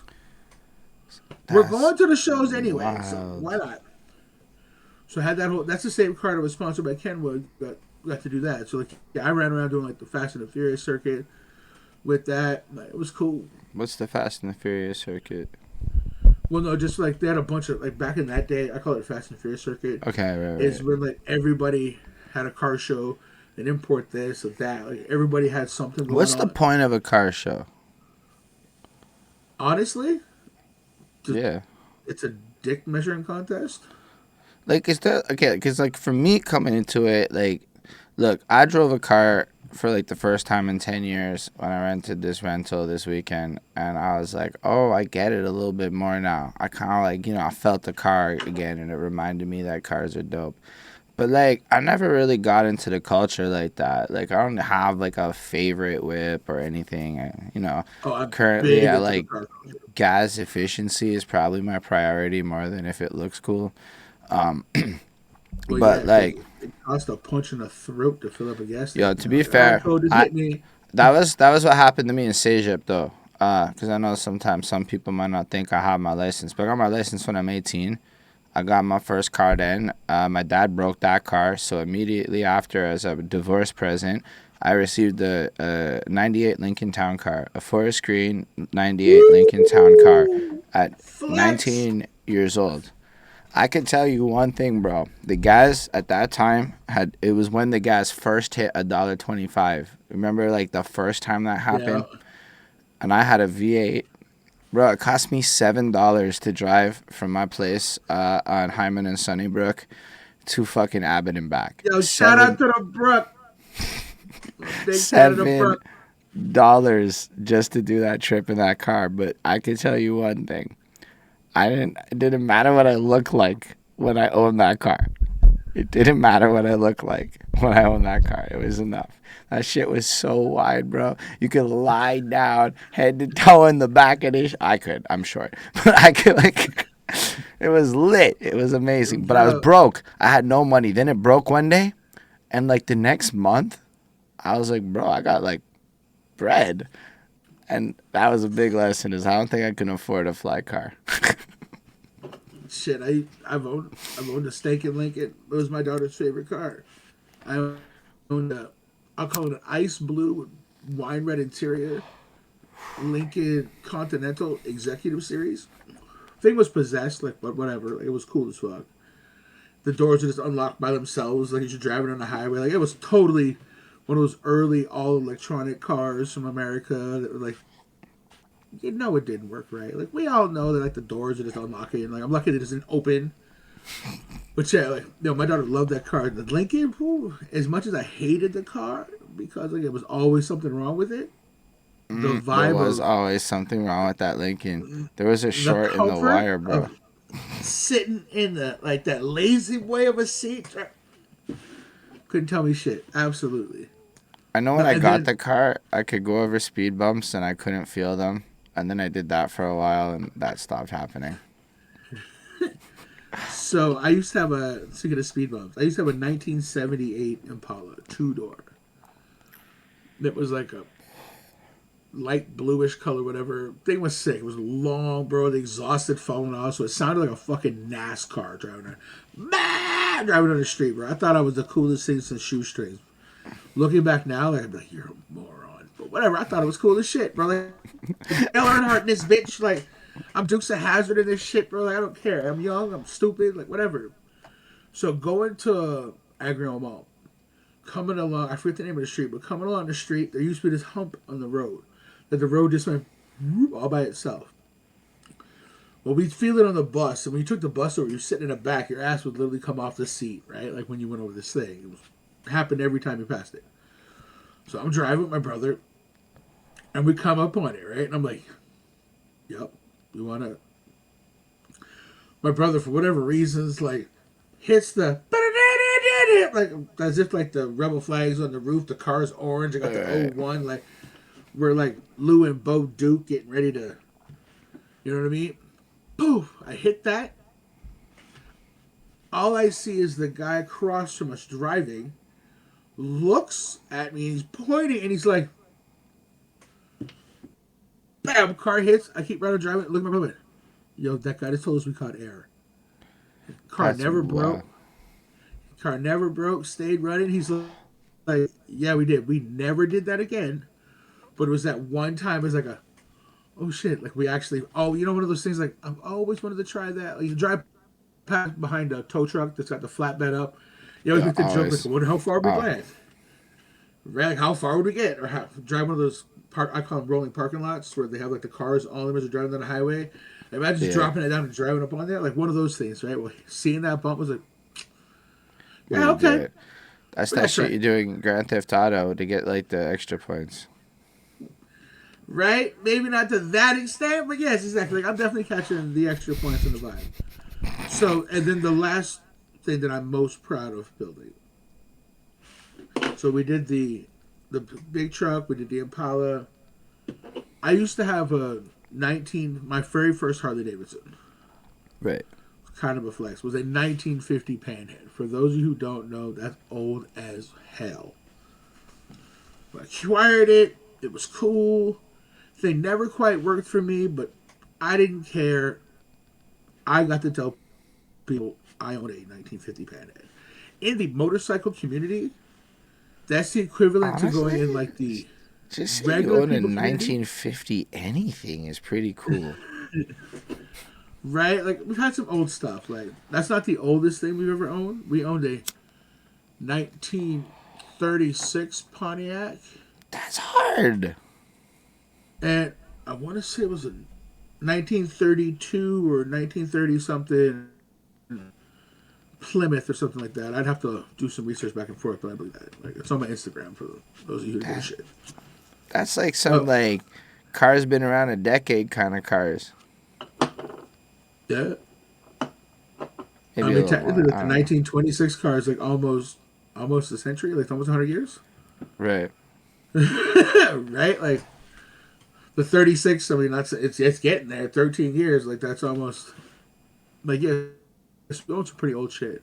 Old stuff's always cool. Like it's always built right. But then I got into like the imports. But no, getting back to the 1950 Panhead. What we've come across, it's got like suspension on the back of it and stuff. Like it's basically bastardized, right? Like it's just been chopped up so many years that it's become like this other thing. Well, we come across this 1950 original frame. Come across it, it just falls kind of into our lap, like, yo, for real? My pops was always like, he wasn't computer savvy, but he'd get up in the morning and have like a coffee and get on like Kijiji, or he'd wake me up from like a bender or working at night or whatever. And he'd wake me up like, yo, come put me on Kijiji. I come to the computer like, all right, whatever. Like, yo, just let me sleep, bro. I went to sleep like 2 hours ago. No, I gotta check this. I seen this last night. All right, I'm looking. So by this time, like, I see it. Like, yo, that's cool. I'm hooked at this point, right? He knows the hook. Like, oh, yo, that's kind of cool. Yo, we should jump on that before anybody else gets that. And they got the cool shit. We want the cool shit, and it's a good price. Take off driving to like Mesquish to pick up this thing that was in the back of this guy's barn to bring it back. So bring that back. It's a 50. Motors a 50. Transmissions a 50. We now have a complete 1950 hardtail Panhead Harley Davidson. Throw a Springer front end on it. We painted up this copper color, painted. Everything's cool. Da da da da. The bike looks choice. We are super happy that we finally built something that was like this. That's dope. To us, like everybody, like we park it out front of the house. People would stop, take pictures of it. Right. Like it was crazy. It was a traffic stopper. You know what I mean? Like it wasn't comfortable to ride over, but it was one of those things that you've seen on TV. Like it was like a TV motorcycle. Like yo, I seen somebody build something like that on television. Like da da da da. It was one of those type flexes. Right. You probably pissed blood when you rode it for 50 miles, but whatever. It was cool. So we get that. We finished it. Everything's dope. Somebody sees it. They offer us a piece of change for it. It's can't say no to that. But we want like that lowrider pickup truck that you got too. Okay, piece of change. Lowrider pickup truck. Sitting on the airbags of Ford Ranger. I was like, I want that with some money. Pops got the bread. We got the truck. Everything was cool. So it went from having a cool ass motorcycle to a cool ass truck and bread. That's a crazy world, though. Because I want, like, there's got to be, like, a lesson in all of that, right? In terms of how to approach the entrepreneurial endeavors a lot of us do. So often, I think people get caught up on just bread, but y'all seem to be willing to be like, what can I provide of value to what I want that you have? And with that approach, got a lot of wildly interesting things going on. Because, I mean, adding the vision of being able to flip shit and all that. With different people. Like, I've interacted with some of the strangest characters. Like, hands are like, what are we doing here? I've gone to buy motorcycles or gone to look at motorcycles in places that, why are we here? Let me tell you. I can sit here and say honestly that there is gems. And when I mean gems, I mean stone cold gems in your neighbor's basement and some shit that you don't even know is there. I've been to some of these places, some random places to look at some stuff that, oh yeah, I got this. We went to this one guy's place in LaSalle. Yeah, okay, cool. The cars are in the basement in the garage. All right, so we go down to look. Bro, this man lives in a fourplex. All four garages underneath are his. Wild. All his. When I tell you that the walls into the basement, like into the basement of the apartment, have been removed so that cars can fit in there. Like the amount of gems, bro. I'm talking like he's got old school pickup trucks, old school cars, and I'm not talking like 60s. I'm talking like 50s, like crazy stuff. And it's just this old dude. He's like, yeah, I accumulated them over the years. I don't know what to do with them, so I just have them. I'm like, So yo, can you it's put me just, in your will, bro? Like, I'll come by and hang out with you. Like, well, I don't even want everything. Just leave me one, bro. Like, you know it. I'll take care of it. I'll do something sick with it. Like, it'll be cool. Like, the legacy will move on. You're funny. Nah, I don't know. you And were then, like, you I were know, dead imagine how many serious. times I'm dead ass, bro. Like, yo, sign them. Do you need another Let sub me pop? in. I love you, but I'm trying to get adopted so like we can get this thing, like I hear like what you're crazy. saying. But it's like it's wild as you're describing it, because like honestly, I had no idea where this conversation was gonna go, because half the time you never know. But in this case, I knew you weren't a rapper or anything, so it was gonna be a very different path. But like, I never You know realized me, how man. big of Honestly, like a car community there really is out there, and like it's basically a whole scene that is the same thing as the music scene, but just for like car art. And if nothing else, I feel like that's a huge knowledge nugget, because I got like I think my uncle, ex uncle, I don't know what happens when they get divorced, but like he used to be like huge into the car world. Like I know a lot of people that like have been involved in it, but I never realized how extensive it was, to the point of like, I guess, industry. I mean, it's there, but like you don't realize it's, I guess, unless you're in it, you're not cognizant of how big it is, or how big of a scene it is, like a social event, like a networking thing, like beyond just creating cars and shit. Like, I don't know. Maybe that's just me. Sometimes I have these everybody know moments. everybody, bro. Nah, you're right. You're 100% right. What you're saying, I and mean, I'm it's sure the so people imagine. in the scene be like, bro's wildin'. Fine. But like, it just be like that sometimes. Now, honestly, they'll be like, yo, he's talking about us. Like, yes, speak more on it. Like, absolutely, dude. Like, and at one point, like, it was not even like it was literally like the Fast and the Furious, where like you had the cool kids, and the ghetto kids, and like it was just it's like like anything, right? Like you always have that clicking or whatever, but I always managed to stay true and like we'd battle anybody, like didn't matter. Like people used to get my pops to do like burnouts for them. Like I'm gonna enter the burnout competition, but can you take my car and do the burnout for me? Pops like sure, burn the tires right off the guy's car, drive the car back to him. Like there you go. It's like yeah, I won second place trophy and like $50. Cool, but those tires are gonna cost you like $600 to replace. Like I don't know. Like okay, but it was just what we did, bro. Like car shows every weekend. Bro, that's how people be, though. People be spending $600 to win 50. Like we were at car shows every weekend, no matter what. Like we were at the track, we were something. There was always something going on. But to now just think about that. You've heard all of this part here, right? Like everything that like the whole car thing, the motorcycle thing, like all that. I podcast now, and I You haven't even do. touched on like Bouncer Life. No, we've been running through it, like just the story of you. You were questioning me how it could even possibly take a long time to get through the story of you. This is how it takes a long time. The It's conversation flows. It gets interesting and wavy in its own direction, and it's just freaking me out. Like holy shit, you're absolutely right. like, I'm sorry, but I don't get too often.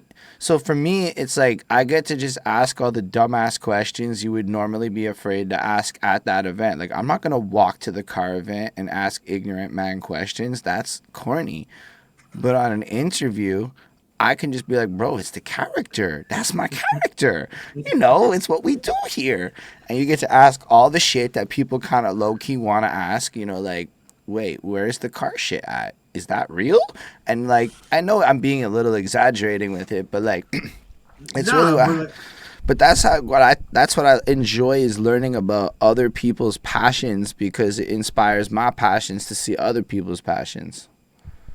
it's just crazy because like people that know me know this shit. Like I live that. Like that's Joey Chops. Like Joey Chopper. Like that's where it came from, right? You know what I mean? Like that whole. I wasn't like a dope boy in the street or anything like that. Like chop. No, I motorcycles like chopping shit. Anything I got, I chop. Like I wanted to be. I had this job like made up in my head as a youth that like I don't know where this job was going to come from, but I wanted this job. I was going to make it if it wasn't a thing. Like this was a customization consultant. Yo, you could do that today, right now, if you want to have that conversation offline. Yo, don't even trip. I'm dead I'm ass. not. I'm dead ass. That's like a bro with social media. Oh my god, with the way AI is going and shit, you have no idea what's out there. This is possible. This is an offline conversation. That's a good idea. Okay. Anyway, so yeah, so like that's just I've always had to interact with like different people and like I won't say weird people, but characters. Like be how do I put this? Okay, being a person of color, like a black dude, like I'm mixed biracial, whatever, but the world sees me as a black dude, like I'm a black guy. And I identify as a black male. Being at these motorcycle shows and shit, bro, and being like the only one. Mm. So I had to really, I won't say carry myself differently, but there was a certain level of respect that was demanded. Okay. Like, because you know how that world can be, right? Like, maybe, okay, those that don't, like, it's a predominantly white world. You know what I mean? Like Yes. that. And Well, I mean, where we're at, like, where we're located, and I'm not saying worldwide, like Brothers Ride and stuff like that, but where we're located, it's a predominantly white, white, white world super to be. white world, and yeah, nobody really like. I don't know how to say some of this shit without coming off like a white dude, but so I apologize if I offend anyone with it. But like, dead ass, you think biker folks and motorcycles, you're picturing a bunch of white folk up in like the Hells Angels or shit around here.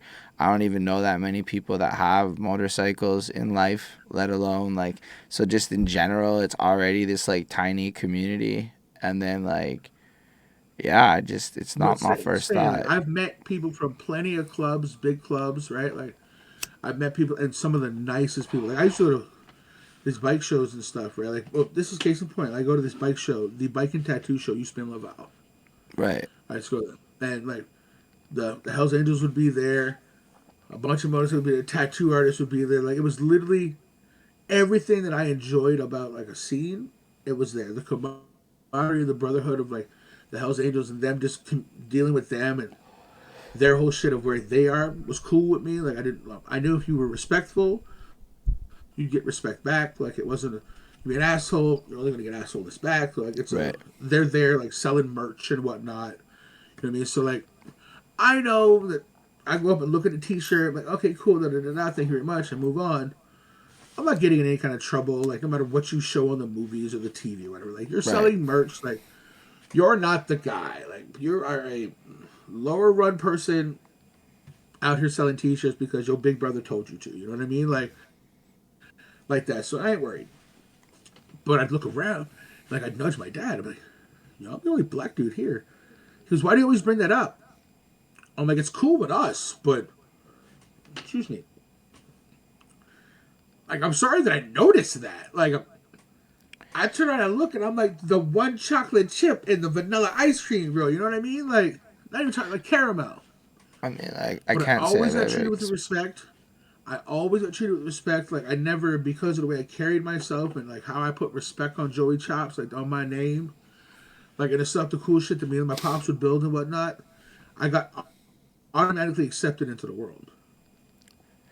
But yeah, You're I like, mean, yo, it's an you're interesting talented. point that you're like making, because like I talked to a tattoo artist once, and he was just kind of describing a similar experience being a tattoo artist, especially because apparently tattooing black people is mad different than tattooing white people in terms of how like the ink works and shit. I don't Facts. really know that much about it, but when the world is super catered to like the white audience, what will often happen is nobody invests in maybe looking at like the ink for black skin and how to improve that with the same efficacy as the white folks. So I can imagine how, just culturally speaking, it's gonna be some real white shit, and maybe some hip hop shit might get shunned for a hot minute, and things like that'll happen. Maybe not exclusively, but you know, like that's usually kind of what happens in them environments. Is Oh, bro, I certain don't know how much AC/DC and fucking Led Zeppelin and God knows what, Black Sabbath, like you all like super what you would feel that like the music around them I've had to listen to. Like, and I'm like, yo, I just play some DMX, bro. I promise. All of you are hyped about this. You play some Rough Riders, it'll be fine, bro. You'll be just as slick. Like facts. it's talking about the same shit about motorcycles and whatnot. So like, yeah, so there's been parties that I've been at and parties that I've thrown. I'm like, yo, the party's great. Like people are out, everybody's enjoying themselves. It's a great time. I just want to hear some hip hop. Yeah, I could see that being frustrating. I would not. And I'm like, it's not a thing. It's not a. This isn't a thing. So like musically wise, like being at these parties and these events and stuff, like yeah, no, it was no hip hop. Like none of that. I'm not saying that trying to equate that black equals hip hop, but like it's just an example I could Just think being of in that urban. moment. Never mind being black. Right. Just being an urban kid. Like there's different. Like there's writers that like to go into the country and take off, and then there's other writers that just like to mob the city. Right. I like doing both, bro, but I really love just mobbing the city. Going into downtown, like, rah! Like just people looking like, oh shit, like pulling up to a red light, people chatting with you and talking. Like I love that whole vibe of riding. Like it's like cruising. Like I remember going cruising with cars, or we cruise You're St. making Catherine. me want to like Like ride a come around. motorcycle. A lot of people tell me that after speaking to people. A lot of people tell me that, like, yo, I you only low ever key, got to ride one of them. You know those dude. Like little they're all in my life. Like if you look the here, little Yamaha ones that like they have in Pakistan and shit. Like they're not like as big as the ones here. They're just kind of like a smaller version. yeah, I know what you're talking about. That's the only thing I ever rode. It's still two wheels, bro. I don't care if you rode a scooter. Bro, I drove it like up the street for 2 seconds, and I was like, woo! And I was afraid. It was a scary experience, but it was exhilarating. I could tell you a time of me riding where I'm riding a 1981 Goldwing, bro. This thing is like a Honda Civic of motorcycles. It's like it's got the big thing on the front, the bags, it's got everything. Like I call them like the couches or like the minivans of motorcycles. Like you can carry everything. You can go do grocery shopping on this motorcycle and bring everything home. It's one of those things where you travel across country or whatever. Like you take everything with you. So I'm driving this. I'm going down to 20, past Beaconsfield. I'm going underneath the tunnel, or like the tunnel, the bridge, and the Right. semi truck goes by me. Well, when I tell you the wind from underneath the trailer being in the, because it kind of goes through the Right. under the underpass, right? What it went, whoop, came out and started pushing me towards the underneath of the truck. We got back, whoop, straightened up. This was the first time I've ever been on a motorcycle on the highway. I've ripped around town or whatever, but this was the first time getting on the highway, and I'm gonna go ride. Like Pop's like, yo, we're gonna ride with the boys. Like, bring your ass, let's go. Like, I don't know. I might be incriminating. I can't say that, so I won't. Let's not do that. I was like, no, I can't say that. But yeah, so I instantly, I pull over. I'm like, turn the bike off, put the kickstand down. Like, I'm in my head. I'm over. Like, bloop, bloop. So just to be clear, the suction of the thing nearly killed you with the truck. Facts. Yes. Like That's what I'm went understanding from that. Exactly. I almost went underneath the truck. Exactly. Like between the back wheels and like that whole section where you think like I could drive under there. Like no. Make sure you can't. Like, scared the shit. It pulled me in real close. Then it released and came back. I was like, okay, cool. Pull over. Turn the bike up. Kickstand down. Pops behind me. Goes, huh? But that was interesting because he's seen the entire experience happening because I was riding in front of him.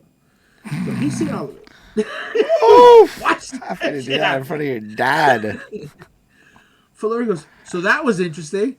Like, yeah, just give me a minute. I don't know if I'm going to throw up or if I'm going to shit myself. I'm not sure what's going to happen here, bro, but that was a hell of an experience. He goes, okay, well, get it together because we got shit to do. Like, we got people we gotta go meet. So, and the bike's not gonna, what's it gonna sit here? I'm like, well, no, it's not gonna sit here. He goes, well, then you have to fire it up and let's go. Like, we're not supposed to sit, we don't live on the side of the highway now. Like, this is not our home. We're not just, this is where we're staying. Like, I don't know what to say. Like, I live here now. Like, somebody will blow over like a cardboard box and this is just where I rest. That's how it be sometimes. That's how you end up in the tent city under the fucking 20. Right, because I was like, nah, I don't have a motorcycle no more. Fired the bike up. He took off in front of me. I took off behind him, and like 80 miles an hour. Gone. Fear over. Scared. Done. Like, everything's blessed. So yeah, so that was a close call. So no, like you said, like almost. I had the same experience, but I just kept going. I mean, I didn't almost die. I just went up the street and. It was just like regular. It was just me being like, wow, I'm on a motorcycle for the first time. This is scary. I'm in charge. I mean, it's... Yeah, it's kind of the same thing, right? Like, I mean, I see it. If you squint real low and kind of look back into the corner, you kind of see how it's the same. Nah, I mean, but like... I mean, you know, it's the first time. I'm sure people have their moments the first time they. I'm not saying like, yo, like I was peer pressured in Pakistan to ride a motorbike. It's what it was. That's a flex right there. Nah, I guess so. That was a fun time. That was the craziest month of my life. That was one of the craziest months of my life because it was like the way the dollar flips. All of a sudden, you're worth 5 times more than what you're worth for a month, and it's like. You're buying food for, bro, McDonald's for 6 or 7 people would be like $23. So, of course, you're paying that bill. Yo, don't get me started on McDonald's, bro. I went to McDonald's the other day. I bought three burgers. Well, I bought 2 burgers in a combo. That shit was $30. Yeah, I know. It's not nice these days. It's not. I looked at the girl that worked the thing, and first she said 26. I was like, whatever, it's cool. Here. Go to the next one. Nah, I forgot to charge you $3. So I'm like, wait. I just seen you back there and you're going to run up here and ask me for 3 beans? Like, who am I putting through college right now? Like, what? Am I getting, like, fandangled right now? Like, what's going on? Like, you just roll up like, yo, am I donating it to somebody? Do you got a cousin in somewhere that I'm sending $3 a day? What's happening? Like, what scam are you pulling on me? But whatever. So I don't want to get too much into that because like that's just aggravating. I mean, it's just McDonald's life these days. Yo, the whole fast food industry, it's almost like McDonald's be at some luxury food pricing. Like you go on the Uber Eats now, and like McDonald's figured out a way to be the same price as shit that you used to get. You used to like pay more money for some of this shit over McDonald's, and McDonald's would have been like the cheap choice. And now it's like McDonald's just is I can't. I mean, even in the store, it's like $13. We got the coupons the other day, and I was remembering 2 can dine for $8.99. Now it's like 2 can dine for like $15.99 or some shit. I mean, maybe it's a little cheaper, but that's not the point. It used to be like, you know, affordable. I was actually thinking, do you remember like when I was young, and you could get that like $10 extra large pizza and it would feed the family? And then that shit's gonzos. There's just no $10 fat pizza like that. Now it's a $10 medium, which now you need 2 of them, you know? Anyway. Right? Now they got rid of that and they're like, oh, yo, you get 2 for 1 now. That shit got replaced with a 2 for 1. And even the price of the 2 for 1, you're like, yo, what are you doing? But I mean, $26. Right? And I'm not like mad at the restaurants for trying to stay alive in the economy, and like I get it. I'm just mad that it happened, and I'm remembering the glory days of being able to have those hidden gems where it was mad cheap and you could have a delightful experience. Is this our moment of like, yo, I remember back in my day, a dime bag cost a dime? Like, is this our moment for that? Yeah, I remember back in my day, food used to cost this much. Bro, like, because, I mean, I can kick it back to, like, I remember where you could take a girl on a date for $10. Yo, I don't know about 10, but I remember some $25, $30 all in. KFC for $2 Tuesday. We copping a 2-piece with a biscuit. And then we're going to go to the plaza or the Palace, excuse me, and watch a movie for $2. So that's $8 right there. And you know we hit up the dollar store or whatever and cop some candy because like, we weren't Yo, paying. those were the good days, Come on. bro. That was it. We're Especially like in $10, bro. Cotonej. That Cotonej one where you had the dollar store or whatever, or the pharmacy right there. You would hit that shit, go upstairs, smuggle that shit in, and then those are some good times. Yes. I don't know if you can Right? smuggle food in like that. I don't know if that's a thing you can do now. I haven't been to a movie theater since COVID. Maybe once, but I don't think I've been to a movie theater since COVID either. that's I was just. supposed to go see Black Panther and I never did. I went to like the homie JS's like premiere thing, but I don't think that really counts because he like rented it on some private event shit, and I'm like, wait, you can rent the movie theater? Because like, of course, like you never really think about it, but yeah, you could rent the movie Well, yeah, I think imagine theater. you could rent it for like a birthday party or something like that, right? Like I imagine you could rent it. But like you could just rent it to throw your own event where like that's what it because he released a documentary on some like football shit he was up to where like it's the story of this league and the legitimization. It's pretty dope actually. I really enjoyed it. I never cared about the flag football shit he did or whatever before, and I didn't care about it much since, but for like 50 minutes that man made me give a shit about some shit I didn't give a shit about, and that's what you're supposed to do with a documentary. But he rented that shit out, sold them tickets like a venue, and then showed his movie and like ran that shit, and I can attest that that place had mad people there, so I'm gonna call it successful. And it was like, you can do that, like like I never thought of it, but aside of Yeah, I that, just thought nah, of ideas now, like rent a movie theater. that's it. Right, that's actually I don't know what I could do with the movie theater, but yeah, it's a movie theater is a cool venue. I don't know how much it costs. I'm sure you have to approach them like right, like here's a Shit, maybe I'll do package my 100th idea. episode at the movie theater. Yeah, that'd be hard. Actually, no, cause like dead ass, like if they have the right PA system or whatever, which they do sometimes when they see them people do like the premieres and they somehow pull out mics and shit, and then you set up a table with some chairs, and like run a whole ass podcast out the movie theater. Right? Nah, it'd be hard. And then you could just like take a little webcam, route that into the big screen so that you could have like the big blowing up version. I don't know. I'm just producing this in my head now. I'm like, because I want to do this live pod. I want to do this in front of people. I feel like in my heart and soul, I believe people would put a 10, $20 into sitting there and watching something like this live, knowing they could Absolutely. interact a little bit, they could heckle, they could, like, I really believe that. And with the right venue, because, we did not get to his podcast yet, for those who watch, but I really, like I said at the very beginning, I'm a fan of it, but, like, I would just pull up and maybe not pay money every time. I'll pull up and watch the podcast and really just enjoy the experience of being there. And, like, I sincerely believe venues should take into consideration that this kind of content and media would keep people there buying drinks and munching on that overpriced bar food. Not no disrespect, some of that overpriced bar food is super delicious, and again inflation, but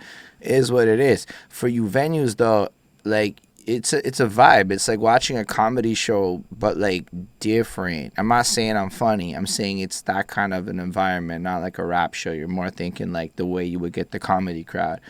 Anyway, just spitballing all that shit. Dude, honestly, I think I'm funny. I think I'm a fucking comedian. Like You're hilarious. I enjoy this a lot. I I'm a don't really emote like podcaster. that, but Like my growing up, I used to get told like, "Yo, why aren't you like you should be a comedian? You're funny, right? Like, you should do that." And I was like, I don't think I could come up on stage and like legit put together a bit like a whole I don't know what you would call that like set rather. I couldn't do that. Like there's no way. I tried that with the podcast, bro. Like, okay, cool. I gotta write shit down to remember stuff to. Okay, I tried that, and if you go back, I don't remember what episode it was. It was in the beginning. I did that. I was and I was all trying to read what was going on. Like, I was like, no. I told Skinny in the after show. I was like, I ain't never doing that again, ever. Oh, come on, off the cuff. He goes, good. Like that's what I want you to do. Like, come off the, just be you. Like, don't try and write shit down.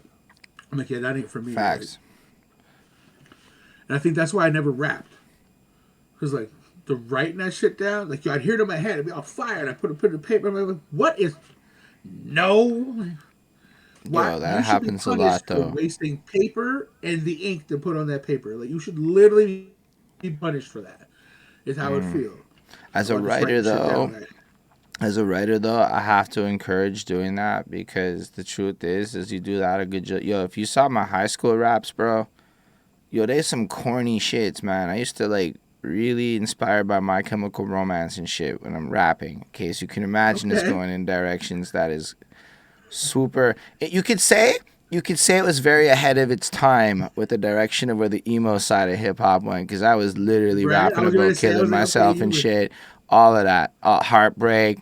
But it was all like, is it good? Nah, I don't know if I have any of it, maybe, but like, nah, it was trash. It was all corny. But because I wrote all of that bad stuff, now to this, even then, man, I listen to shit I did 6 years ago, 5 years ago, and I'm like, that's garbage. You know how artists be, it's always like that. But always forward, never backwards, brother, right? but it's through that process of writing complete trash over and over again. Probably like the same thing with your first custom works. You know, it took a minute to get swagger with it and learn how to do everything with like exactly how you want to get to it and shit. So it's just For practice. sure. But I understand where you're Absolutely. coming from, because when I draw, bro, I'm like, why did I even waste this paper? They see, okay, how do I put that? I can draw, like because of the graffiti, or whatever. I can draw. Every once in a while, like I'll do it. But like I'm a tracer, Right. so like, I like to trace other art and then putting my own stake onto that. So like once again, like customizing what they did to putting my own shit on it. So like the fundamentals of drawing like a cool face or something like that. I don't possess that, but you give me that, then I can put the rest of the shit around it, and it's fire.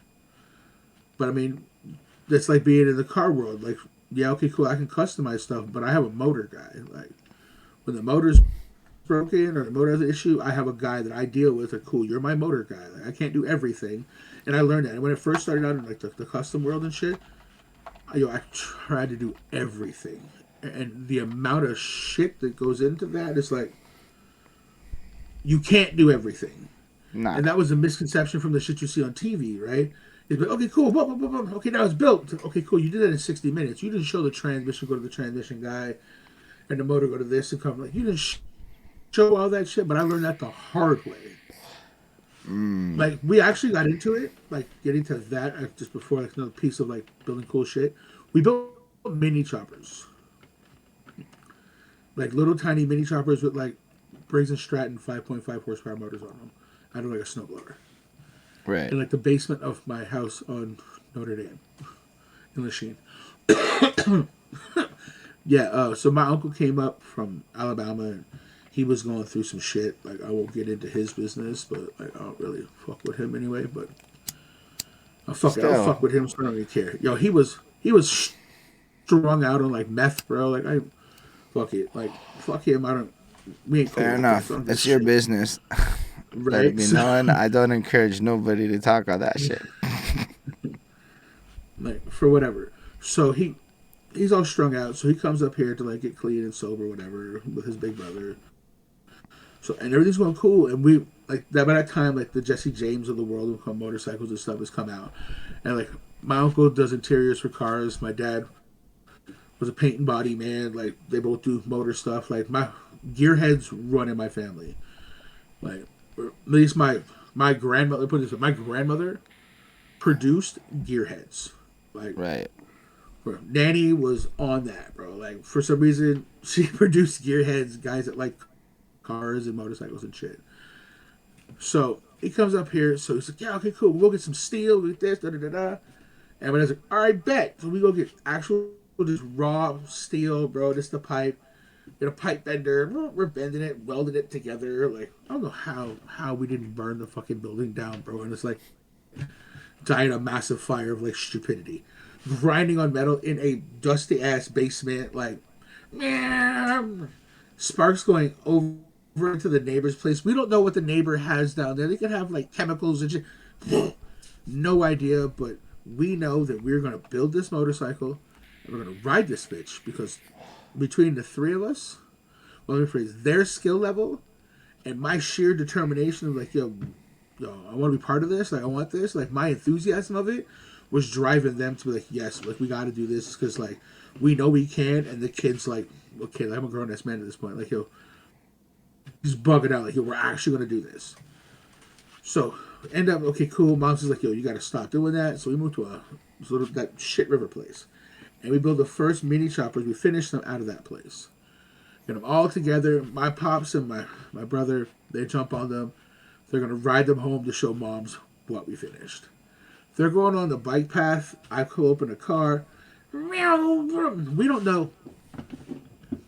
I mean, we built these things from scratch. Like, when I say from scratch, I mean a straight piece of, like, half-inch steel. Like, bar. Right. Like a tube. Like, we built it, from scratch. It wasn't nothing but pipes off the back of a truck when we first got it. And they picked up like little Honda 70 wheels and like front ends off something else. And we full on built these little motorcycles from scratch. So they come up the street and we don't know if they're going to stop. We tested them in like the hallway of the building, but like you get it's real life testing. It's different. Right? Like it's not the same, So we were on y'all are the crash test dummies. We're on 18th Avenue in Lachine, and got a ride to 32nd Avenue by the water. Okay? Oh, on the bike path there. Bike path right there. Okay, no, I know that shit. Middle, right, goes right down the middle. Right, it's right there. You end up going back past like where the Tim Hortons and stuff is now. It was all open and like that wasn't there. You go through there. So they come, boom, come flying home. These things. When I tell you, these things would run like 60 kilometers an hour, bro. It had a centrifugal clutch on it, so as fast as that bitch would move, as fast as that back tire would just, as long as you were going straight and held the throttle open, that thing would just keep turning that, like going, right? So they're flying on a bike path. Like, holy shit, like, I don't think they had helmets on. They may have, like, I can't say that it was a long ass time ago, but they may not have had helmets on. So I see them come flying through the bike path. Like, there's a daycare there. They come meow behind the daycare. It's a Sunday, so like, the daycare was closed. Relax, people.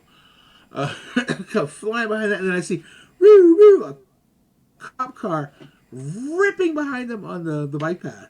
I'm like, holy shit. I just left y'all 90 seconds ago. I just left you 90 seconds. There was no police doing some like high-speed chase behind. Where did you pick up the boys? Like where did the boys come from? They stopped them across the street. Cops like, you're actually riding real motorcycles on a bike. Blah blah blah blah. My dad's like, no, it's a lawnmower engine. It's got a pull start. Like, I built this. Like, it's not a real anything. It's snowblower engine with a couple of tires that I just happened to build and bring home. I got to build shit. No, you bought that motorcycle. But he's like, no. Where's the registration? What registration? I built it with my sons and put it together ourselves. There's no registration. Are you allowed? Nothing. Like, I just on some curiosity shit. Like, are you allowed to do this? Yes, you can build it, but you can't ride it on the road. He's like, well, you're on the road. He goes, no, I'm on the bike path. That's the same thing. No, it's the bicycle path. But you're not allowed gas-powered stuff on a bike path. Okay, that you can catch me for. I'm not allowed to have okay, so that's what you can get me. That's the only thing you can get me for because like I'm not on the road, so I don't need a physical license and insurance to be here. But the fact that it's gas-powered is the only reason. Okay, cool, I can take that ticket. Hold on. Well, no. So you can ride the bike path, but you can't ride the road to get on the bike path. Right? So, exactly. Yeah, well, you pick it up across the street to go, like, whatever it took. Exactly. But gas-powered, you can't do it.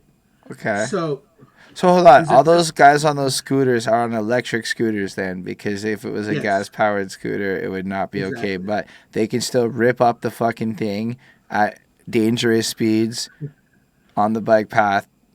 That's okay. Fair. Yeah, exactly. Like that's completely how that works. If it's electric, it's fine. He said, "Well, I'm going to give you each $1,200 tickets." But I was like, "For what?" So that's what you're getting. Give me your driver's license, blah, blah, blah. Give me your driver's license. Okay, the tickets will be in the mail. Pops like, all right, well, shit I can do about it now. Like, you know, gave me the ticket, so now I'm going to ride it home and I'm going to ride it back to the shop because I done paid for that time. Right. Don't let me see you riding it back. He's like, well, then what me paying $1,200 for? Not to be able to bring it back? Like, what else to do with it? Just leave it sitting outside? Like, what do you want me to do with it? So we ended up putting it in the back of the Aerostar van and brought it back. But pulls up in front of the house. My mom's like, she thought it was cool. She thought it was kind of crazy. But he painted it purple. We had like a chrome gas tank on it. It was super cool shit. People love those things. But yeah, like we built that from scratch. Like my uncle came up here from. That's wild. Yeah. So I don't know how I got onto that, but like it was just but that's how it works. Sometimes we just be pulling up memories and shit. Because here's how I look at my show. A lot of people might ask you a lot of the same questions 100,000 times. So I'm just gonna ask you whatever comes into my head, and if we end up talking about how you and your dad made mini choppers and then got fat tickets and then learning about local bike path laws, like the tickets never came. Wild. That's hard. The tickets never came. Yeah, I know I contested like 10 parking tickets and I never got the court cases or nothing. And I know I've been, like I got caught peeing one time, so they ran my shit. And that at that moment I was like, this is the litmus test. Nothing happened. I'm good. So I just didn't pay any of the parking tickets when I was like 20. And nothing happened. Yo, in my 20s, I had a full-on budget for parking tickets. I just was like bad at it. I just didn't care. I didn't really check signs. Yo, for $42, I could park wherever I want. And that was my flex. That's fair. And I guess if you're in front of whatever store, or go see one of my boys, whatever, you'll park right in front of your crib and walk inside. Well, you can't park there. For $42, I can park there. Yeah. I mean, I don't know if I want to do that now, but I totally do think that's a flex. Like, dumbest shit I ever did, bro. Like, thinking about it, like, nowadays, like, yo, what are you, dumb, bro? Like, park up the street for free and walk up. Like, what's wrong with you? Yo, like, it took me 10 minutes to find a parking spot the other day. And this is the only time I've had to do that in forever. So I'm, like, watching time go as I'm going through the snow and shit. You're like, no, looking for a spot. Time is leaving. And you're like, I looped this block already. And then the first spot, you saw that spot, like, that's a far walk away. And you're like, fuck that spot. And all of a sudden, it's a real sexy spot now. And you're like, Because you know that whatever street's further over, I'm like, man, nah, I totally can see how. And then there was, like, this spot right up by my crib, but it's by a fire hydrant. And I'm like, for $42, I don't know what it costs now, but for $42, I could have parked it there. I think the fire hydrant might be a little bit more expensive. Yeah, no. I'm glad I noticed it. But you're like I could though, right? I could. That's what I'm wanted to. I can park wherever I want. Fair, eh? That's more like you can just squeeze in. So how did you move into becoming a bouncer? Shit. Well, that goes, wow. That goes back, I guess it was like 17. I say, well, you've just been being a bouncer the whole time. Yeah.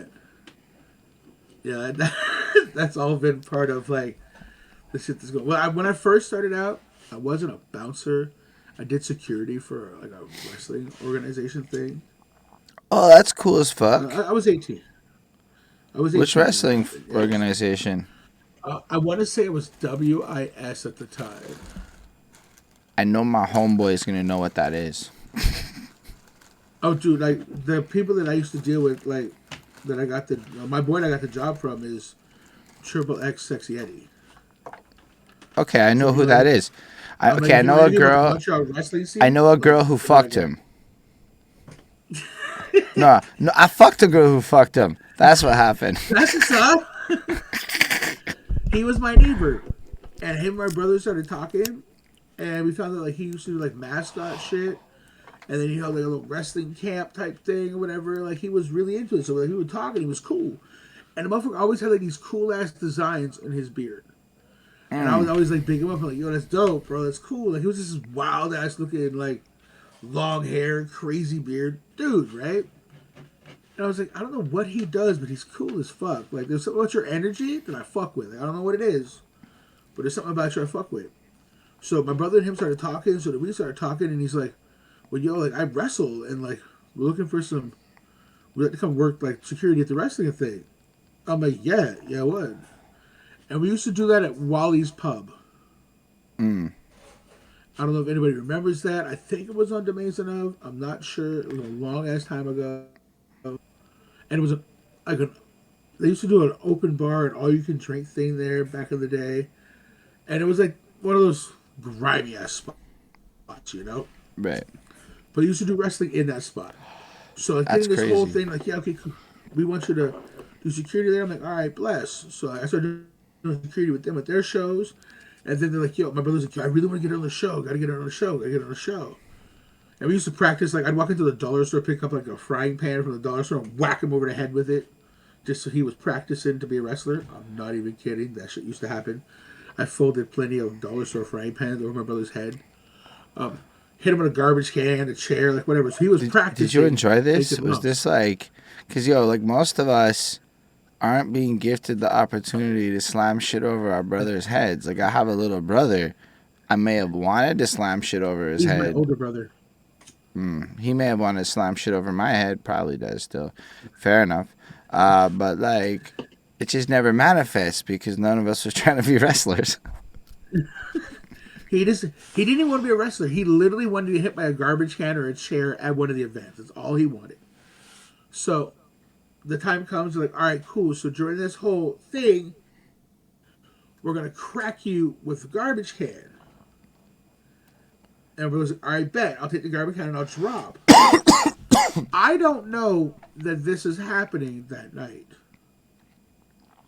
I don't know this. I am not privy to this, hey, you're getting rocked with a thing. Because they want the general reaction from the crowd of some of us picking them up like, hey, what the fuck, blah, blah, blah. You know what I mean? Like, they want that general action. We all know the situation, but that's what they want. I was like, all right. So I have no clue. That my brother, what? Gets rocked with a garbage. He's standing with his back to the ring, looking at the crowd. Guy comes over to hit the guy in front of him with the garbage can, cracks my brother, turns to look, gets kicked in the nuts, so like dropped on the garbage can type thing. I'm like, hey, wait a minute. Yo, my brother's got rocked, bro. Like, I'm the little brother, but I'm the one that's gonna go at you. You know what I mean? I'm like, hey, I'm the one that's allowed to hit him. Like, we're allowed to hit each other, but ain't nobody else touching either one of us. You know what I mean? So I go around like, yo, what happened? Da, da, da, da. And he looks at me. He's like, yo, shut up. It's part of the thing. I'm like, oh shit. So I start slapping him. Like, wake up, wake up, wake up. Some guy's sitting there with his beer. I grab his beer, chuck it in his face. He comes to like, oh, I'm like, yo, are you okay? Like, we did a whole part of the show or whatever. Like, it was cool. That's hard. Yeah, And I this is watched all, it. like, And these like I don't know if any of y'all out there have been to an indie wrestling show. I just need to emphasize I've been to one, so it's not like I'm an expert, but it's not like what you picture watching shit on TV or YouTube. It's nothing like that at all. It's fucking I watched somebody get hit with a crazy. baseball bat wrapped in barbed wire. I watched somebody get hit with that. Yo, the energy in a room like that is different. So being It's part of that show, fugazi as people say that shit is, bro. You can't fugazi a baseball bat with barbed wire to the gut. I don't care who you is. even if it's fugazi in the sense of the way that people are not getting punched in the face the way you might in other sports, pretty much half the shit they're doing, I would not want done to me. Like, You're not gonna even slam if me it's to a table, bro. They used to do that with the thumbtacks. Just slam it. I'm like, yo, bro, even the regular shit, just being suplexed and shit, that's a motherfucker doing like some of this shit's aerials and there's momentum and you're getting slammed on your back and shit. Like my man's went to fucking wrestling training school in Montreal. Well, they had a school for a minute because he's dead ass super into the culture. He's the one who brought me out. He brought Chinese wrestlers into Canada, put together one show in Toronto. It was a crazy experience. But like watching the underground, bro, you can tell it's like motherfuckers is slamming each other, all of that. Like you have to learn how to take hits. I was like, bro, how do I get in a wrestling show? He's like, can you take a hit? Can you actually get punched? Can you take a hit, get up, and still perform after? I'm like, I don't know. That's why you I go don't to like being wrestling punched in the school. face, so no, I'm okay. Like, I don't know if I've been punched in the face since I'm a teenager. I mean, shit. So yeah, so back to the bounce. So I did that, and then like I just started picking up like little things and little bar stuff here and there. Little record. My dad played music, so like I would always kind of be around. And shit would pop off. I'd make sure like to not let it be a thing. And then it just started working in like different spots. Like just I started working at Reggie's over in Concordia. Like I started working there. Started picking up some shit after hours. Just started working at EB Club Lounge. Like there was just things that, and perhaps he's all kinds of shit doing. But I like you watch the show, so like you know some of the shit that I've gone through, and like work Yeah, is being a life of a bouncer, honestly, bro. Like you see some shit. every single weekend, this guy is able to just pull from what happened the previous weekend and give you at least a 15 minutes. Every weekend, without Yo, fail. He'll be the like, it bouncer was a black book calm night at the stories. bar. And then within 2 minutes of saying those words, you're hearing about some creep that's hitting on some chick, that some shit's. Or my favorite was this little shorty that started trying to pick a fight on some shit with some other guys, and they didn't understand what was happening, and she's all tough or whatever, and it's like 3 a.m, and then she pulls out and everybody's confused and shit. Like there's always something. Oh, you And mean the Colombians versus that one dude? there's a lot of the bar stories. I just remember one of them was a little girl, a young short girl, and she was like bullying some guy in the way you Oh, my told this. spirit animal. Yo, that girl's great, bro. That girl's hilarious. I call her my spirit animal because I believe when she gets drunk, she thinks she's a 350-pound black dude, bro. I believe that. I believe that too, based on how you told the story. I mean, but that's Man, what I'm that shit was saying. great. So like you hear stories like that, and like I don't want to spoil it all because the man's got like a crazy catalog of fucking stories. Honestly, I think you guys are at episode 70 something right now. We just shot 77 yesterday. Yo, that's crazy. I mean, I like On my way honestly, to a buck. y'all should peep that shit. It's Chopvision podcast, I believe, is the channel. I'm gonna make Yep. sure it's linked below, but for the Chop audio Vision only podcast. stuff. But yo, it is a truly entertaining thing. But yeah, when I was hearing you say all these clubs and shit, like I'm starting to kind of integrate into the nightlife as a rapper. And I can tell you something about rappers. We are very bad at people.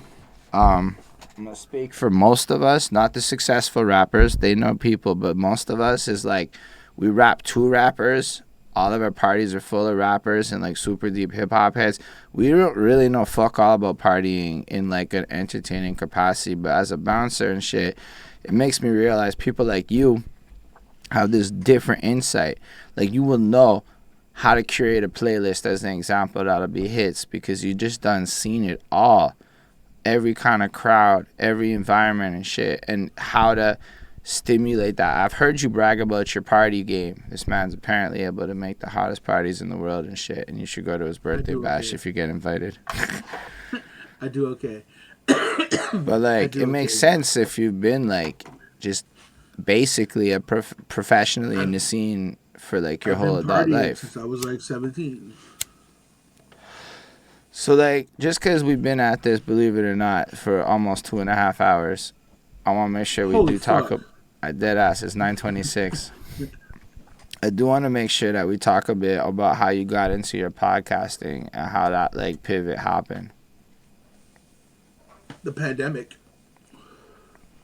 You imagine for years, I was able to communicate with people through working the door, whatever. I'm able to get that energy out there and that kind of shit off, right? Like I'm able to do that. Lock me in a house, bro. I'm a social person. Right. Right, not saying I like people, but like the interaction and the energy sharing of that, like I need that to thrive and keep going. Right. Like that, I fuck with that, right? Like that's what keeps me moving. Well, you lock me in a house, I can't do that. No, it's different. There's no doing that, right? So, I forget what it's been 2 years now. It's either it's not 2020. No, y'all started in 2021. I remember because I had talked to my first interview with Skin Okay, so Deep we started. That's right. So happened 2021. before you guys started doing that because he was telling me about how he wanted to get into that. And to his credit, I'm pretty sure he's gonna watch this or whatever. But to his credit, I heard a lot of people tell me about a lot of projects and shit that they want to do in like the off-camera portions of life.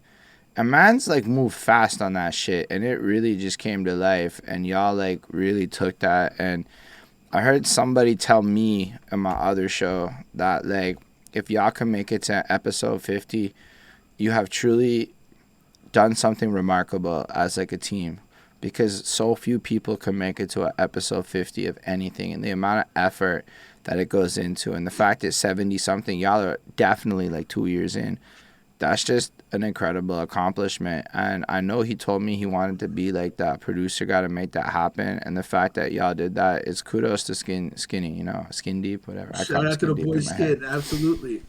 So yeah, you're right. So it was 2021.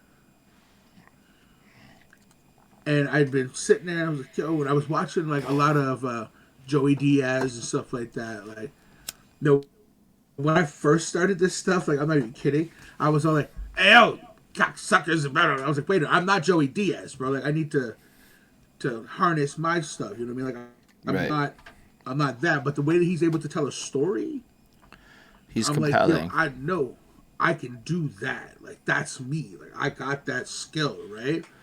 So I hit Skinny out. I'm like, yo, let's run a podcast, bro. At first, like, I mean, I was broke, bro. Like, 2021, like, there was no money, bro. I hadn't been working for a minute, like, and as far as like that free shit, no, I wasn't about that. Like, I'm like, no, they're gonna give you these peanuts and expect you to do some. No, I'm not dealing with that. No, thank you. So Fair enough. I hit Mom's and I'm like, yo, I kind of got this idea. And she said, all right. Now, just a little backstory to that whole. My best friend passed away the day before April Fools. Oh, Like, he was on a trip and he passed there. Like, shout out to Hollywood. Yo, that's my dude, bro. Like, some of the craziest shit that I tell in the story, like I did with the homie, right? Like, that's my guy, ride or die. So he passed, and I was just about to call him, like, yo, I'm starting this podcast thing, bro. It's gonna be buck. It's gonna be crazy. Then we tell all kinds of stories, like, yo, and he would have been my biggest fucking hype man. Like, he had the biggest ego. Like, when his presence, when he walked into a room, you knew he was in the room.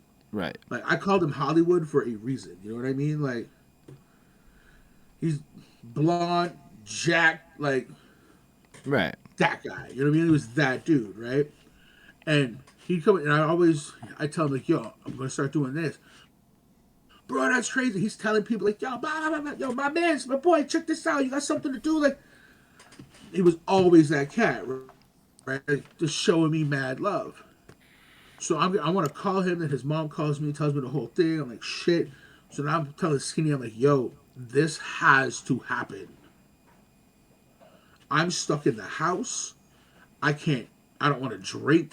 I need some way to get this that's in me out. Right. And I had asked my moms before, I was like, yo, can you invest in me? I want you to invest in me. Like, I never asked you for like an investment, like to invest in me or anything like that. Like, that wasn't a thing, right? Not saying she wouldn't do it, but I never did it, you know? Right. And I was like, yo, can you buy me this? Invest that in me, and I'll see what I can do with it to better us. Right. And she's like, all right, order the shit. She orders it, it comes in. I don't know how to use it for the first 2 or 3 episodes. I'm running off the headphones with the beats, and it just sits there. And I'm looking at it because, like, I know I'm gonna eventually figure your ass out, and I'm gonna be using you, and like that's just gonna be a thing for me, right? So I tell Skinny, he's like, all right, cool. So then we do the first, like, the pilot episode. Like, not even on YouTube yet. This is straight audio. We're not even Right. trying to do the visual straight out because he's like, I don't know what you're gonna say, Chops. Like, I don't know. Like he said in the last episode, he's like, I was worried about you when we first started. Like, bro, I don't know what you're gonna say. Like, cause he's been doing it for a minute, right? So he's like, yo, you're just uncanny. He's seen me interact with people at the bar and the way that I do stuff, right? He's like, I don't know what you're gonna say. He goes, but it's gonna be great. Like, people are gonna fuck with you. Like, it's yes, but I'm a little nervous about what you're gonna pop off and talk about. I'm like, that's fair, but it should be if I start going crazy, like, hey, like, yo, we're looking at each other, we hear each other, like, yo, no, stop. And I'm like, all right, cool, shit. Like, I'll take the message, you know? I won't just keep going. So we shot the first pilot, and then we did, like, the next show, and then I tried doing the whole written thing, and I was like, I don't know about this. Like, this ain't my flex, right? And Skinny gave me some good words, and I used to always tell him, I'm like, yo, like, well, he used to get pissed with me because I said, and I still say this to today, well, fucking nobody, bro. Yeah, see, that's the part where I like, yo, you gotta understand it from like my perspective. You feel that way, maybe, probably because you've been around a level of greatness that taught you a degree of humility, right? But like, I'm humble as fuck, I guess. hold on, you've been on TV as a musical performer. You've won awards as like a guy who creates custom motorcycles and cars and shit. Y'all did that. You've probably made more bank in terms of revenue than most people I know could ever claim based on the volumes and the price points of actually what you. If you guys are saying it's 10K to buy it, then you put more bread into it and flip it. Yo, I don't watch enough reality television to know that these are real numbers we're talking about. If you had an offer so big that the bread wasn't enough and you had a truck thrown in, like, what? Some of these things you're saying, I'm like, yeah, I get why you feel that way. Because, look, the first time you meet a millionaire, like the first time you're in a his and hers closet, and that his closet is as big as a room in your crib, and you're like, this is just where he puts his clothes. Like, you know, it's humility, right? You see some shit. But, bro, you're wildly Okay, interesting. can And the I want to say amount of something shit to that you. you've done is just cool. Like, you're actually just not insignificant. I'm sure you've impacted tons of people's lives. Like somebody hit me in the DMs and said, "Hey, ain't that guy a bouncer?" Like he just recognized your face and shit, you know? That's my slogan. It's my face. Like that's my gimmick. Like people remember it. But no, okay. So you said like with the revenue, whatever, like that. I can remember. I remember vividly the first time I seen $1 million. I never seen a million, bro. It was in a briefcase. What? That shit right there, bro. I wasn't impressed. If anything, I was like, oh, like you see the movies, bro. I figured $1 million would be like two big ass duffel bags. It was in a briefcase. I mean, it's I was still an like, impressive amount of cash. yeah, but it wasn't what I was expecting. You know what I mean? So I was like, oh, you can pack $1 million into that? Like that don't seem like such a big. How many millionaires are walking around now? If you just put $1 million in a briefcase, I never thought about huh? it like that, eh? Right? I'm like, but no. So I see that, and it was like that was a trucker thing to do with buying some like equipment over like that, and the guy like wanted to flex and got like $1 million cash. Like, I want to buy these 3 trucks. Brow. I want to pay cash. It was strictly a dick measuring contest for the guy that wanted to buy the trucks. But he made Facts. sure to come by, like, show my pop, like, yo, flex. Look what I got. Like, even people with $1 million are still like, what? I mean, but in theory, your People dad's mad. got $1 million worth of trucks right there. You know, like, Yes, I can remember one time we were working together as a transfer company, and the guy we were running the company for was like, yo, I was in a lawsuit or something. He's like, I need $1 million to pay for something by Friday. And we had invoices out and stuff like that. And within 72 hours, we collected $1 million to deliver to him. Here you go.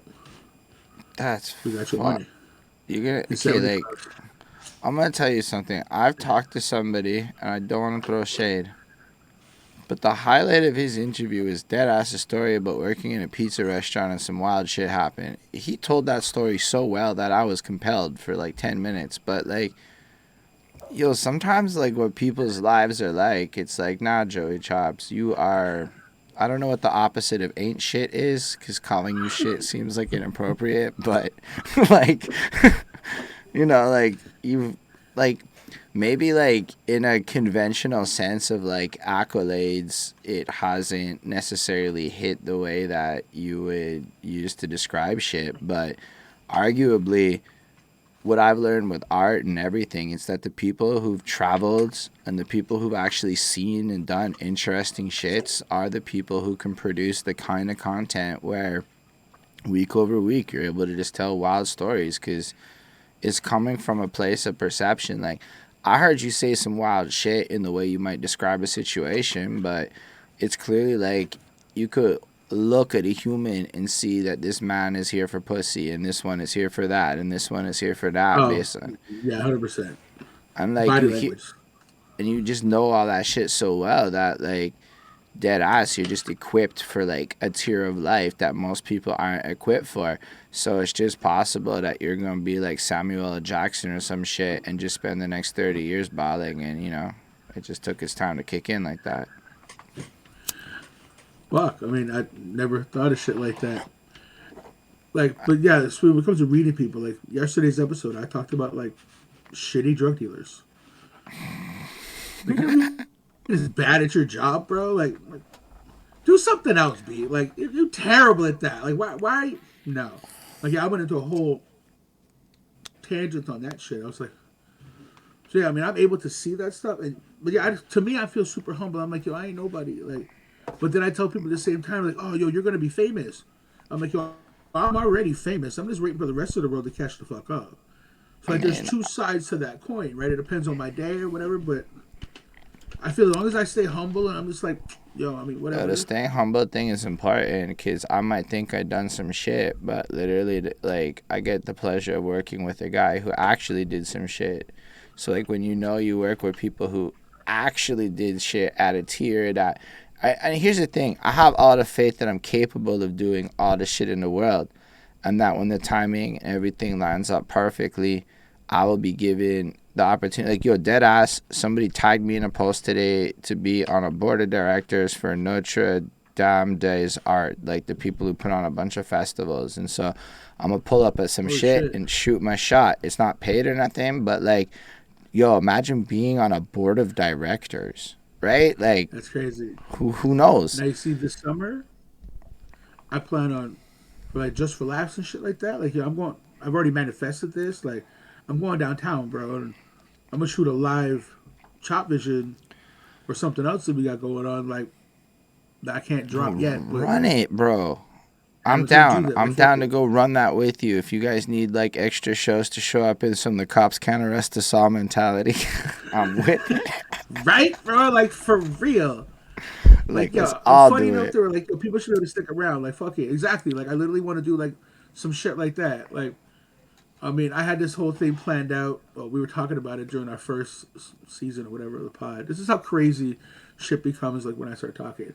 I don't know how well you can I drop the N-bomb on your show? Everything, bro. I mean, it's like basically the LGBTQT plus stuff is dangerous territory. But outside of that, don't try to avoid the R word, because that one's also dangerous territory. But yeah, otherwise, it's pretty fair game. I mean, I would never use that word, but feel free. I wanted to do this festival, and I'm hoping that it happens, and it's a thing. I want to do NiggaCon. I don't know if you've heard me talk about that on the episodes, but we're running still. I want to do NiggaCon, bro. Like, NiggaCon, bro. That's just for a place where you come do, like, nigga shit, bro. Like, just, you get to be, like, grimy and, like, whatever. It's just a music artist, like, show that's whatever. Like, you have Comic-Con, you have all kinds of train con, whatever. Like, hell, they got porn con for, man. Like, yo, look at NiggaCon. Like, sneakers and, like, barbecue, like, just whatever. Like, on some exploitation shit, like one of those don't be a menace type society type shit, but, like, it's one of those things. But I want to hold it, like, Centennial Park in, like, the middle of the West Island. You might need a new name. No, I don't. I gotta spell it out properly to where it's not like when you say it, you're like, Oh, but when you read it, it's not. So like, I just gotta figure it out. I hear you.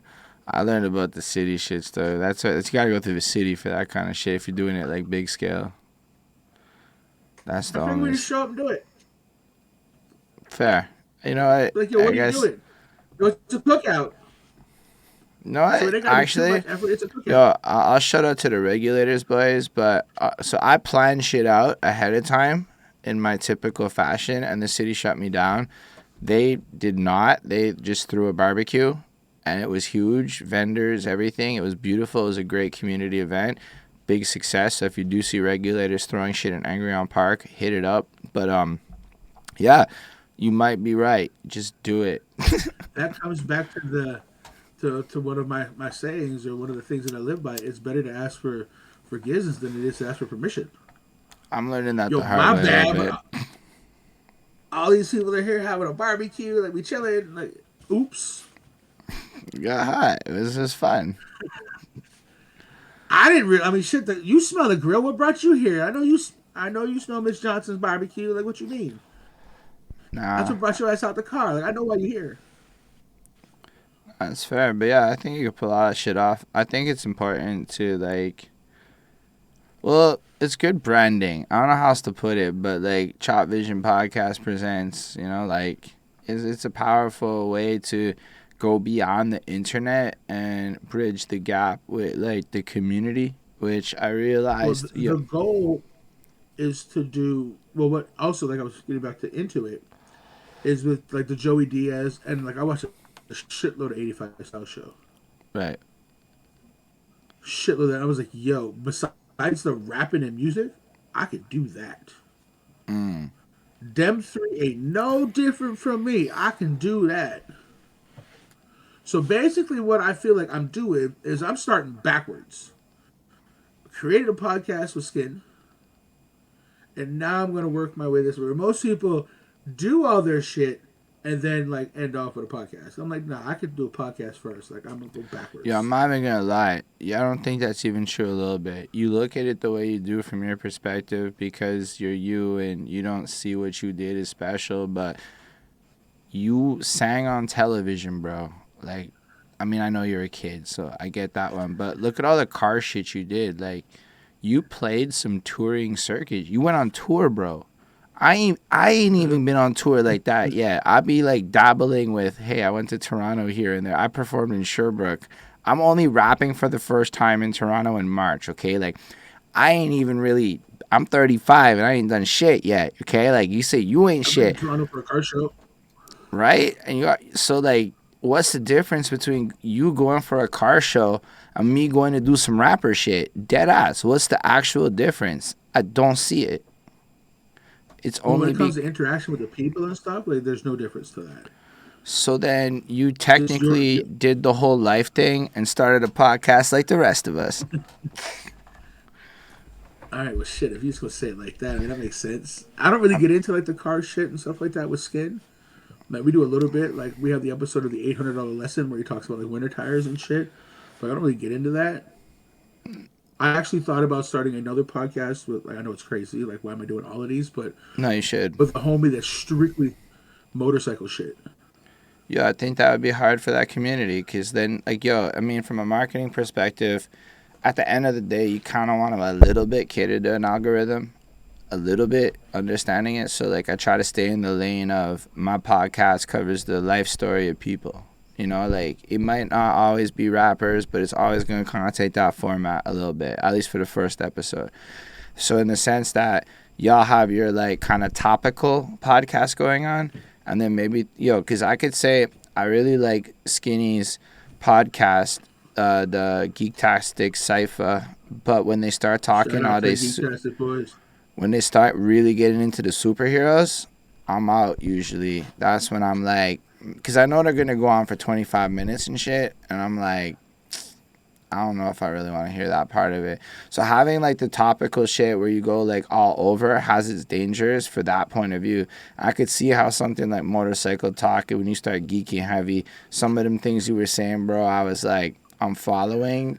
because I kind of get it, but I don't know what the fuck he's I hear talking the about. words coming in his mouth, but like I have no idea what's going on. Not at least. So that audience though, if you just talk shop though, that's so niche that these motherfuckers would eat it up, and then you make like the fucking TikTok dedicated to just talking motorcycle shit and all that crap, and motherfuckers will be all over that. Whereas I feel like Chopvision, that shit's like just you spitting game on how you see the world, and then Skinny coming through with his version of that.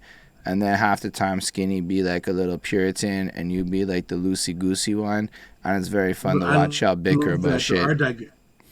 Our dynamic for that is great. The fact that we're like similar, but like different at the same time. Like it's great. Like I love when we get into almost like, and I don't bickering back and forth. Yeah, he's very conservative to your liberal. So it creates almost like this like pundit style dynamic, but you guys have like both sides of the spectrum, because like Skinny be on his like businessman shit now, and like really like you see where he's going with it, and I'm like, man, you low-key on that conservative vibe in the way that you like approaching life, and it makes sense. And like we getting older and you gotta have those bigger picture shit. But then I hear your side of it, and like any topic, you're on the other end of that spectrum. I'm like, yeah, I ride with Chops half the time. But Skinny be making sense, don't get me wrong. Me and him once had a conversation about cars and freedom, and I had to drive again to understand what he meant by freedom. Fair. I hear you. Absolutely.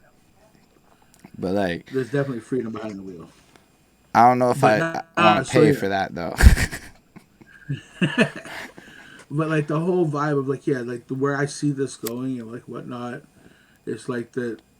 Like I said, I wanted to do a roll up and just for laughs and just do it like a live thing.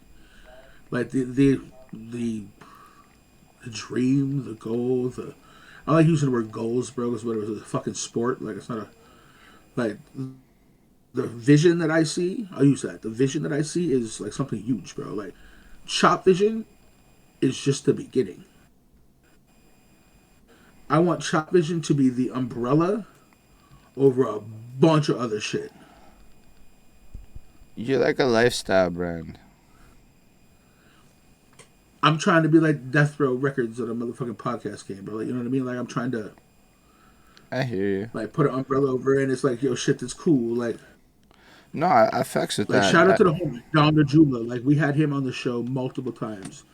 And now he started out his Into the North podcast, bro. And like, yo, we used to tell him, yo, come on the show just to get comfortable.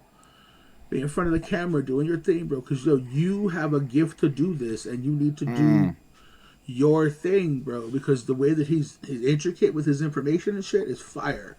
Like, that's somebody, like, honestly, I think you'd have a great conversation about music with him. And he's a DJ. Like, shout out to Don Julie. He's a DJ at McAllen. Yo, like, yeah. I would love to talk to any DJs. Yo, I love rappers, but I'm a rapper, so a lot of the rapper chats, it's like it's low key a circle jerk where we end up empathizing with the same struggles, and yeah, we teach each other shit. But some crazy shit, bro. Like, but yo, it's talking to dudes like that, right? That are out of my sphere. That's where like we really learn some shit. I find like, bro, even hearing you talk about cars and that grind, it's like, okay, there's like shit in what you do in this whole world that I could take back to this hip hop grind and apply it, because nobody else is looking at the car world like that. You know, I mean, some probably are, but you know what I'm saying? Like how you guys approach shit and what we could do that works in different fields and shit. So like, I love talking to different. Yeah, I'll hit him up or introduce me or whatnot. We could figure that type of shit out, bro. I am regaining momentum. We are not where we were in the middle of COVID when everyone wanted to sit around and streaming, and I've been out the house for like 8 months. So it's like, on a whim, we back at it. We podcasting again on the internet, but yo, I'm glad that I came out to be like that dude. But like, I'm happy to jump back here doing it. Like we've been having conversations for a minute though. Yeah, and I really wanted this to be a live thing. Yeah. Could you imagine this is a live interaction, bro? With like a drink in a hand, bro. I would still think that we should set up shit like that. I feel like this is what it is. This is this show, but like in person, I don't know that it would be possible to have the exact same experience that I do on the Twitch. So just in person with a live audience, it would be similar, but we would both be feeding into that crowd. All of a sudden, you know, we might start heckling with people. We don't even know what could happen because it's a whole fucking room full of people and we're having a real ass conversation on shit. So to me, it's like, it's still worth doing. Like, I think that if there's a venue in the city that is able to have us there, come through, set up. The equipment overhead is literally nothing. We create the experience. Shit, it could be free at first. The venue would, you know, ultimately there's a few ways to monetize that via the venue side of things. I've been learning a whole bunch about that side of the world. But if we can get people into that room buying drinks, venues are incentivized to want to hand us dollars, especially if we do this on nights where they don't make no money, like a Tuesday or whatever. Like, you work the bar game. Like, there's certain nights where ain't nothing happening. So Tuesday nights are trash, bro. Ain't nobody doing shit on a Tuesday. So if we do something on a Tuesday, which I understand being is already a write-off night to the bar, and we're able to generate 40 people in a room that we're not going to be there, that's enough to make a bar feel sexy enough on a Tuesday to be willing to talk in a different kind of relationship. I'm just trying to give y'all some game I learned along the way about how this all actually works, because I think so many of us play. Ticket sales is really not the money, you know? Like, it's a bag, but it's different. Because I managed on a Tuesday. So like, I'm like the HNIC, right? And I sit there, and I'm like, yo, I could just take that table, set it up on the stage, put 2 chairs, a couple of cameras, and a laptop, and literally be doing this. Yeah. It's really just having the permission, I would say, to do it, and then setting it up, right, and booking it as an event. But dead ass, that's what I want the future of this to be. Like, I invested in these little lapel mics and shit, and the little fucking podcast box and whatnot, and I can plug into the next shit and fucking whatever. So, like, just setups that can be done. And I really believe that the future of this kind of interaction, because it's like, to me, I don't know what people think about me, but for me, I don't think that my team itself can do this alone. What I want to do is work with y'all on Hustle Podcast, fucking, you know, Wheezy Moonchasers people, and do it in some shit where, like, we all grab a night of the week and we cycle through each of our shows week over week, and each of us has to hold down one night a month, but we hold down 4 teams, hold down the night for a location. We can all manage that kind of a momentum. And then by like a year from now, our shit's so big that we've upgraded venues. Or we now have 2 nights of the week that we run it. You know what I mean? Like, 2 spots we do it at. And then, you know, you add ticket price, bar percentages, this, that, the next thing, start selling merch. Boom, boom, boom, boom, boom. It's like a vibe. Then when we have guests coming through, we talk bags and we get better guests. Because then there's other sides to this. Like, anyway, I could go on for days about ideas I have on how to monetize this circuit that I want to create. But, like, I don't know if I want to be no death row shit, but I want to be part of this wave where okay, the I didn't English... say death row like as a record label, as like the... No, I hear you. I was like... I could have said No Limit, right? You know what I mean? Like, no, I hear you. Shit like that. I just meant it like, I don't want to compete with that. I want to just be part of this wave too, where we all contribute to legitimizing the English media scene that exists here, that's fire. Because there's probably 100 other podcasts that we're not even aware of that are also fire. And that's the thing I love about Montreal. Like, people may not like all the music that gets produced, but everyone has to admit that at an objective point of view... motherfuckers were behind me, though. Yeah, facts. But, like, people making good shit, it might not be the shit you like, but the quality level of the shit that gets produced in the city is high. It just might not be to your tastes. It's not like it used to be, and we all need to put a little bit more effort, I think, in trying to legitimize it all, so that when tourists come... I used to want to be a radio disc DJ. That's hard. That's kind of where everything started from, is like when I was... That's something I didn't even touch, but I used to want to be a radio disc like DJ so bad. Like, that would have been the job that I think would have been, like, really... Even now, like, I honestly think I could be, like, a great radio DJ. Yo, deadass CKUT would let you dabble. Like, okay, I remember going there when I was in, like, high school and shit. And I just checking the place out and, like, never really got anything. Like, I was like, I kind of be a radio disc jockey. And they looked at me, I was like, a youth, like, fuck off, like, whatever. But I feel now that, like, I'm 40, I got the podcast going. No, I'm telling you, I walked in... And I was like, because I went on CQT, I did 3 live episodes or something. No, 2 live episodes and 1 pre-recorded. So I was in this whole CQT. And all I did was apply because Preach and Cobia told me that there's this show that they have things. So you might have to watch for when they're next applying for radio hosts. And dead ass, everybody else that applied was 10 plus years younger than me on some they're at McGill. But I walked up to Mans and I'm like, look, I want to be on air. I do this podcast. I represent English media, which, thanks to Legault, is a minority, so it fits your mandate to represent the English culture of this city, which is true, because Legault calls us all not historic Anglos and shit, so we got a box. So because of that, I was like... Yo, you ever seen the Chopvision merch that have the middle finger and a piece of Lego? I did not. Yeah, I've had shirts made that had the middle finger, like the Mickey Mouse finger, and a piece of Lego. People were like, yo, what the fuck? Why'd you got a hatred for Lego? Oh, and I'm like, I didn't even click down. right away. I'm like, slow that shit down. They're like, oh, but I hear you. About. But at the same time, like, fuck Lego. Like, you step on that shit, it's mad fire. Yeah, but Lego's still pretty cool because as a kid, it stimulated my imagination a lot. So I got mad love for Lego. Absolutely. I'll still play with Lego now, bro. But, like, yeah, so, like, just if you were to approach the radio station guy and literally just be like, yo, I'm Joey Chops, I do this podcast, I think it would be really interesting if I could have some time on air and then you're able to commit some hour of the week or whatever. You come up with a show you want to do. I think you could probably swing it. Dead ass. You're not gonna get paid for it per se, but like it'll get you experience. Whatever. Exactly. My mom's listening to me on the radio, bro. Like, say what you will. That's it's like amazing. Moments like that, you know? Like, it's the little moments like that where you're like, yeah. Well, yo, okay, check it. So with the whole me being part of Free S Agents, right? Like the whole squad and the fam.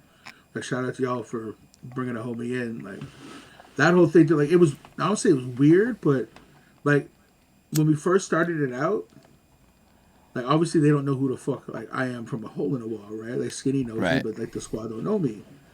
And they're like, well, yo, I remember what Skinny told me, like, one of the boys was like, yo, put out your own thing first, do a little pilot thing, and then we'll check and see what it's like. And I won't lie, like, I took that shit to heart, bro. I was like, for that moment, I was like, wait a minute.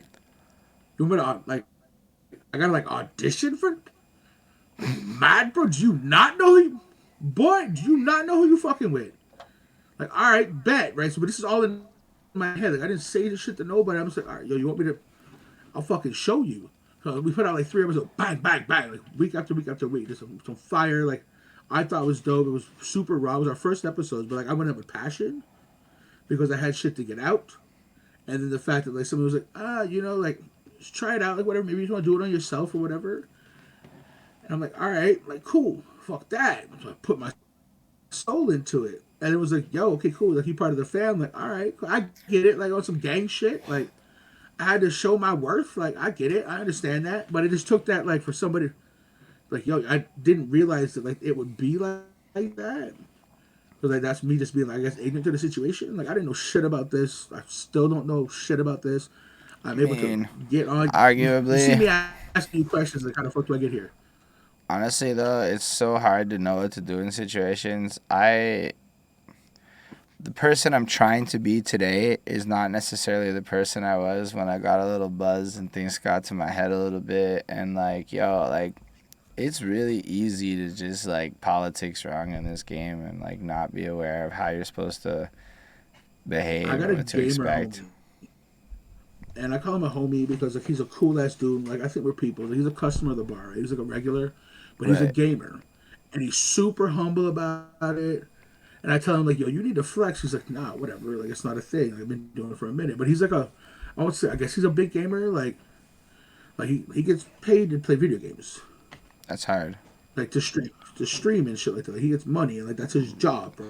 So he's doing hours and shit. That's like, yo, that's basically like what we're doing, but with video games. I'm streaming right now. Like, no. And so, like, I don't know, should I shout him out or not? Like, yeah, run it, shout him out. Like, his name's, I believe it's Lyndon FPS on Twitter or something like that. Okay. So, like, when we see each other, and I told him, or he's seen me post the number 3 podcast, like, from the Cult, right? When he's seen that, bro, when I tell you, when this man came up to me, he shouted out like, "Yo, this Joey Chops on Chop 514 on TikTok, da da da da, third best podcast in the city, man." Like he would just go off, like no matter how many people were there, he would just like say that shit. I'm like, dude, what the fuck are you doing? He's like, what, dude? Like I'm showing, like, that's crazy. Like it's super cool that you just like It is first year super out, you cool. did that. No, bro, like you gotta And understand, like people don't even know what, just 'cause people think that might be like some of them web forums where you click the one thing and you click a little radio button. That's not what this shit is. You have to answer like 25 of these fucking questions, and they're IP checking you, so they know the motherfuckers from Montreal and not, right? So they watching this. They're going through to make sure your answers look legit. So if you don't have 25 I'm from Montreal looking answers in that shit, it's not, I mean, I may be exaggerating. I've heard they don't take it 100% that serious. But somebody still had to type Chopvision into that box and put 25 other answers on that motherfucking list. That's a hard right, ask, okay? Now, even if 25 people did that shit, bro, that's a hard ask. It is not easy to get 25 people to fill out a survey, okay? Ask anybody that does surveys for a living. I remember being young and seeing the Mirror.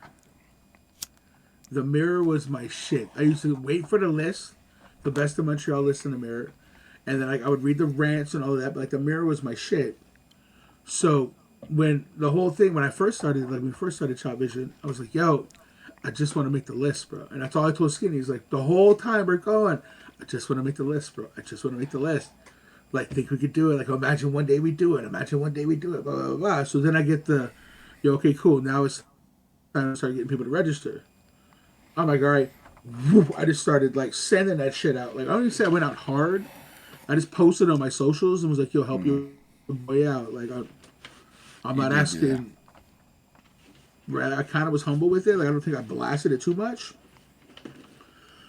And then that was it. It just disappeared. I was like, all right, cool, whatever. So I started thinking, I'm like, yo, I'm not making it. But whatever. I tried. It'd be cool if number 10. Like, yo, just 10.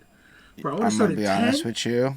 Being number 10, it feel good. It don't feel number 3 good, but we hit number 10 the year before. It felt nice. I would have been happy with 10, G. Like, yo, give me 10, bro. I'm on my name's in the venue, bro. I'm there no matter what. I don't care if I'm on the undercard or not. I'm in the conversation, you know? Facts. So it goes on.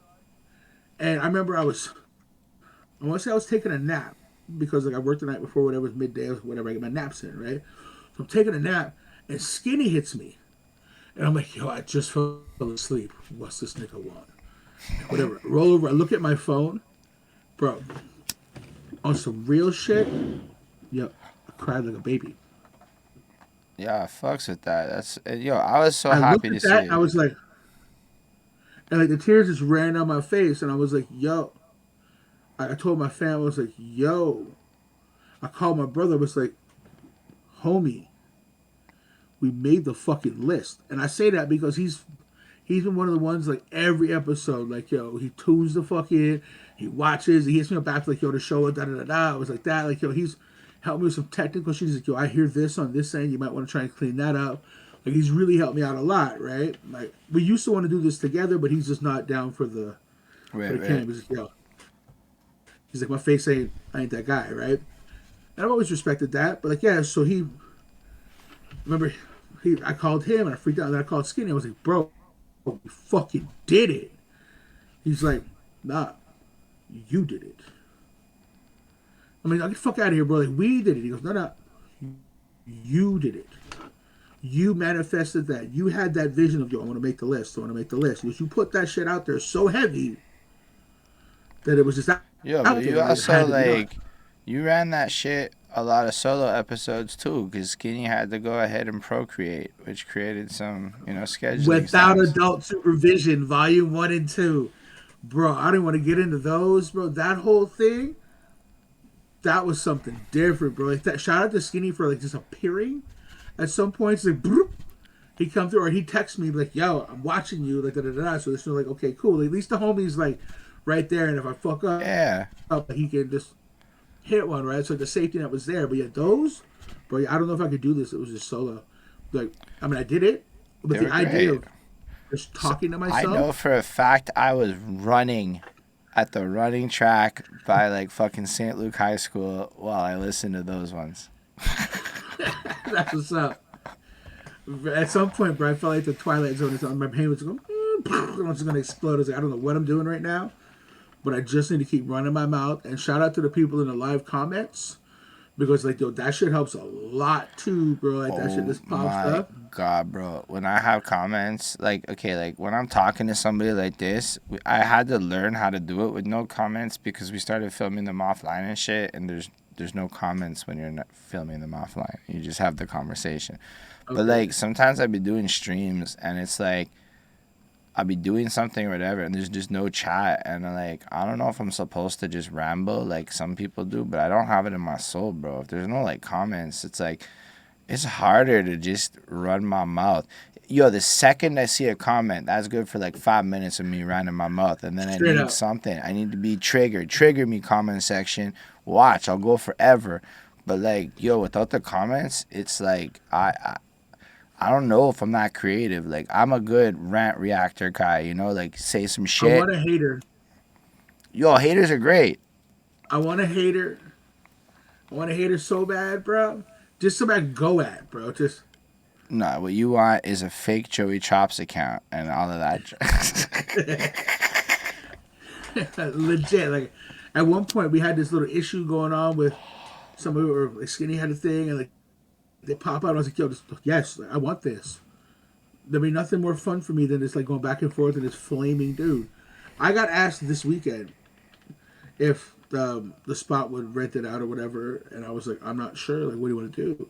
Well, for my birthday, I want to run a roast. Is what the guy told me. I was like, you want to have a roast for your birthday? He's like, yeah. And he goes, and I'll pay you to roast me. I'm like, I don't think you realize. First of all, thank you very much.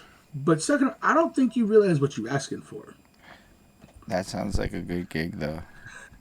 I'm like, you want me to roast you and you gonna pay me? I'm like, you realize you're gonna pay me to insult you? He's like, yeah, but it's gonna be hilarious. So, like, I'll do it. Even if it's not here, I still want you to do it. I'm like, all right, say less. Like, let me know. Like, that's a thing already. Like, as soon as the shit pops off, Man, like, I'll come and roast you. I'm Like, I don't sorry, care. but like you can't be like I ain't shit and then also be like mans wants to pay me to insult him in the same like 30-40 minute period. Those two things No, don't but really people are coincide. fucked up though, man. I mean, I don't. I just see like weird You people know, and but shit. how Like, many people could actually make that claim is what I'm saying. Like you out there coming up with all this interesting, unique shit that nobody else is fucking doing and acting like it's no big deal, which is great. It's probably what you're supposed to do in life. That's what all the books say you should do. You doing what you're supposed to be doing. But like it just need to start making me money, bro. Like, I know the money will come. I know but the that's bread will come. what but the And dead ass some of the I just moves you feel it. want to make are gonna be that money. Like to be fair, it's like that IRL shit is where the money is because people are anti-internet right now on some fucking post-COVID shit. So nobody want to be home. We all want to be out and about. And the way we can slice our little pies off that live environment is where the cheddar's gonna be at via merch, via fucking event hosting. Like yo, Hustle Podcast just threw an event. You know, like as a podcast, they put up an event. So it's like there's so many options. But yeah, it's gonna come because genuinely, y'all are consistent. Y'all have like motherfuckers who come through loyally. Some dude that talks about food every time. Like you know, like there's just shit to your show where Yo, like shout out to Lee J. Lee J's the homie. I mean I Every want to week is try something some for jerk dinner. shit. All I know is there's some plate of jerk food I feel like I need to try in my life. Oh, yo, that's the chef, man. That's my boy, the chefs. Mm. Yo, shout him out, Chef Sensei Sean on See, Instagram. that's what I'm saying. Like I be hearing your show and all this shit's popping in my head and sticking, and it's just like yo, it's like we're creating an industry, is what I think. And yo, Joe Rogan was what, episode 800 before anyone gave a fuck about him? So that gives me a lot of faith. Not to say Yeah, but that. okay. At the same time, he was Joe fucking Rogan before, bro. But the fact that if he He was was Joe Fear Rogan and it Factor, and still, I feel like that's one way of looking at it. If you're trying to get bread at scale of millions and millions, okay, you can make that claim. But if you're trying to make Kevin Smith money as possible, like true. like there's tiers to this shit. Like you said with everything else, there's layers. Like, bro, give me 60, 70K a year to be a fucking podcaster. That sounds hard. Anybody that would be mad at that money to talk for a living, and plus you could easily get multiple gigs lined up at that point. So it really is like, once, like, yo, I got paid to rap last year for the first time. It took 10 fucking years, and I didn't make that much, but I made 3 bills across 3 performances of just, here's money to rap. No sales, nothing else. You're good enough. And, yo, it took 10 years, but now that that happened, it's like, you know that the opportunities build off of that. Now I'm opening for bigger names, and people are considering me for more things, and you're starting to see little shit shifting in the bigger universe. And in the same sense, you have that cred with the third place Cult Montreal. The fact that you got a consistent viewer base of sometimes like 7 to 12 people, I think, that consistently pull up. I do see your live videos here and there, if I don't really watch them. Those are hard flexes that maybe you're not even aware of how hard it is to accomplish that in the bigger sea of fucking podcasts and shit like that. Most of our episodes, like on some numerical shit, like ain't for nothing. Like, to me, it ain't shit. But 5 minutes after finishing, most of our views are like 20, something like that. Which is like, people again, like considering what your show is, without being like yo, my album reviews are an SEO grab. It makes sense that some of them get views. People are looking for that shit. But like, my interviews be like 15, 20 views after like 3 months sometimes. So like, trust, I totally understand the significance of that. But what I have seen is that your shit grows over time, and that, yo, with consistency and like all of us playing, in my opinion, the game smarter, being on each other's shows more, interacting with each other's brands in a more bigger way, we can create almost like an institution where people from out of town want to come in just to see our shit because they just came across it one day, and oh shit, they're in Montreal, a city people actually go to. You know what I'm saying? Like, there's just opportunity out there. I have the same thing. Like, I want to get it big enough, or a situation enough to where when people come in for Just for Laughs, or they're coming in for, they're like, yo, get me on Chopvision. Like, I'm in the city, I'm trying to get on that shit. Like, yo, set that up. I'm gonna be there. I want to be on that. Like, I want to converse with this nigga. Like, I want to sit back and bun what it's gonna be. And yo, it's probably just a game of running up the numbers of episodes and continuing at it, and then at the same time trying to get bigger and bigger with the vision of what we're trying to do. Like, dead ass, this is the first Bridge the Gap with my new layout. I tried it out before with something else, but like, I had to make it look nicer. You have to level up over time. You have to like play the game better. Honestly, I want to keep this going, but it is now 10:15, and I feel like we can definitely keep running up a whole other episode in the future. I think people got a sense of who you are in this time. I wanted to make sure you busted past 3 hours because, in my opinion, only the most interesting of people are capable of making this shit go to 3 hours. And deadass, it wasn't like a crazy audience interaction night. It was just, you're that interesting of a person that it was easy to run it this long. But my tummy's grumbling, and now it's like, yo, it's like I got to put some food in me. That's what happens sometimes. But yo, for real, Skinny said it was gonna go like 3. He goes, yo, my interview went like 3 hours, bro.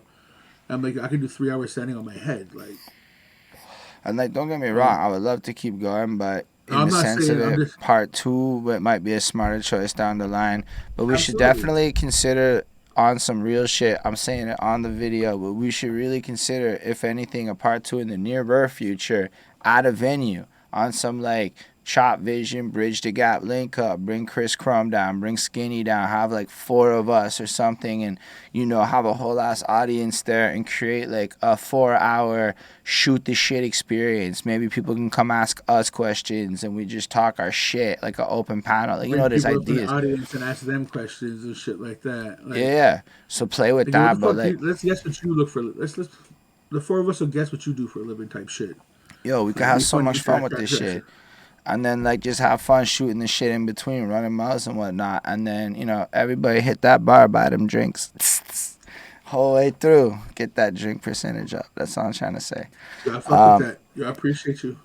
Nah, I appreciate you, too. Like, for real, people don't always want to come through and shit. So this type of shit only works if people come and participate. So the fact that you were willing to do it, I was having, you know, I'm not gonna say I was trying super hard, but I wasn't like easily finding a guest like when I had a bit of momentum. So it's like now I have to try harder to find guests again and shit. So having you come through and be that first person, you know, it's a blessing in my life, you know? First one, that's what's up. Gang, gang. Let's get it. So yeah, with that being said, everybody make sure to like follow and support the man. Chopvision Podcast, I believe, is the Instagram. And you Chop can Vision find Podcast is the Instagram. Chop Vision Podcast is the TikTok. Chop Vision Podcast on YouTube. Shit, just Google Chop Vision Podcast, it'll come up. Like, I facts. didn't even get into my whole live people interactions, bro. Wait till part 2, bro. I got some That's crazy what I'm shit to saying. talk There's a about. lot more to come through. We got through a lot. I think it was a great chat. I really did enjoy it a lot. Yo, on the other side of it, if you fucks with what we're doing here, we like cheddar. And if you did make it this far, you clearly fuck with the episode. So patreon.com/behind that suit. We're going to update it soon with new tiers. But, you know, money is lovely and life is expensive is what we're trying to say. If you have an Make it rain. Amazon Prime account, you could hit that twitch.tv/behind that suit and throw a little subscribe for free. It would be lovely. If you don't like us, you can do the same thing to his shit on Chopvision, I believe, or I think you're on Twitch. If not, be Yeah, on Chop Vision's Twitch. on Twitch as well. Chop Vision's on Twitch as well. So like, yo, that's That how shit's this everywhere. economy goes. So and then when they got their Patreon up, which y'all should do, you go give love to their Patreon too. And yo, subscribe, like, comment, tell us what you fucking favorite parts were and all that good stuff. And I don't know what else to say. So yo, thanks again for being here. Thank y'all for watching and live We long and appreciate y'all. prosper, everyone.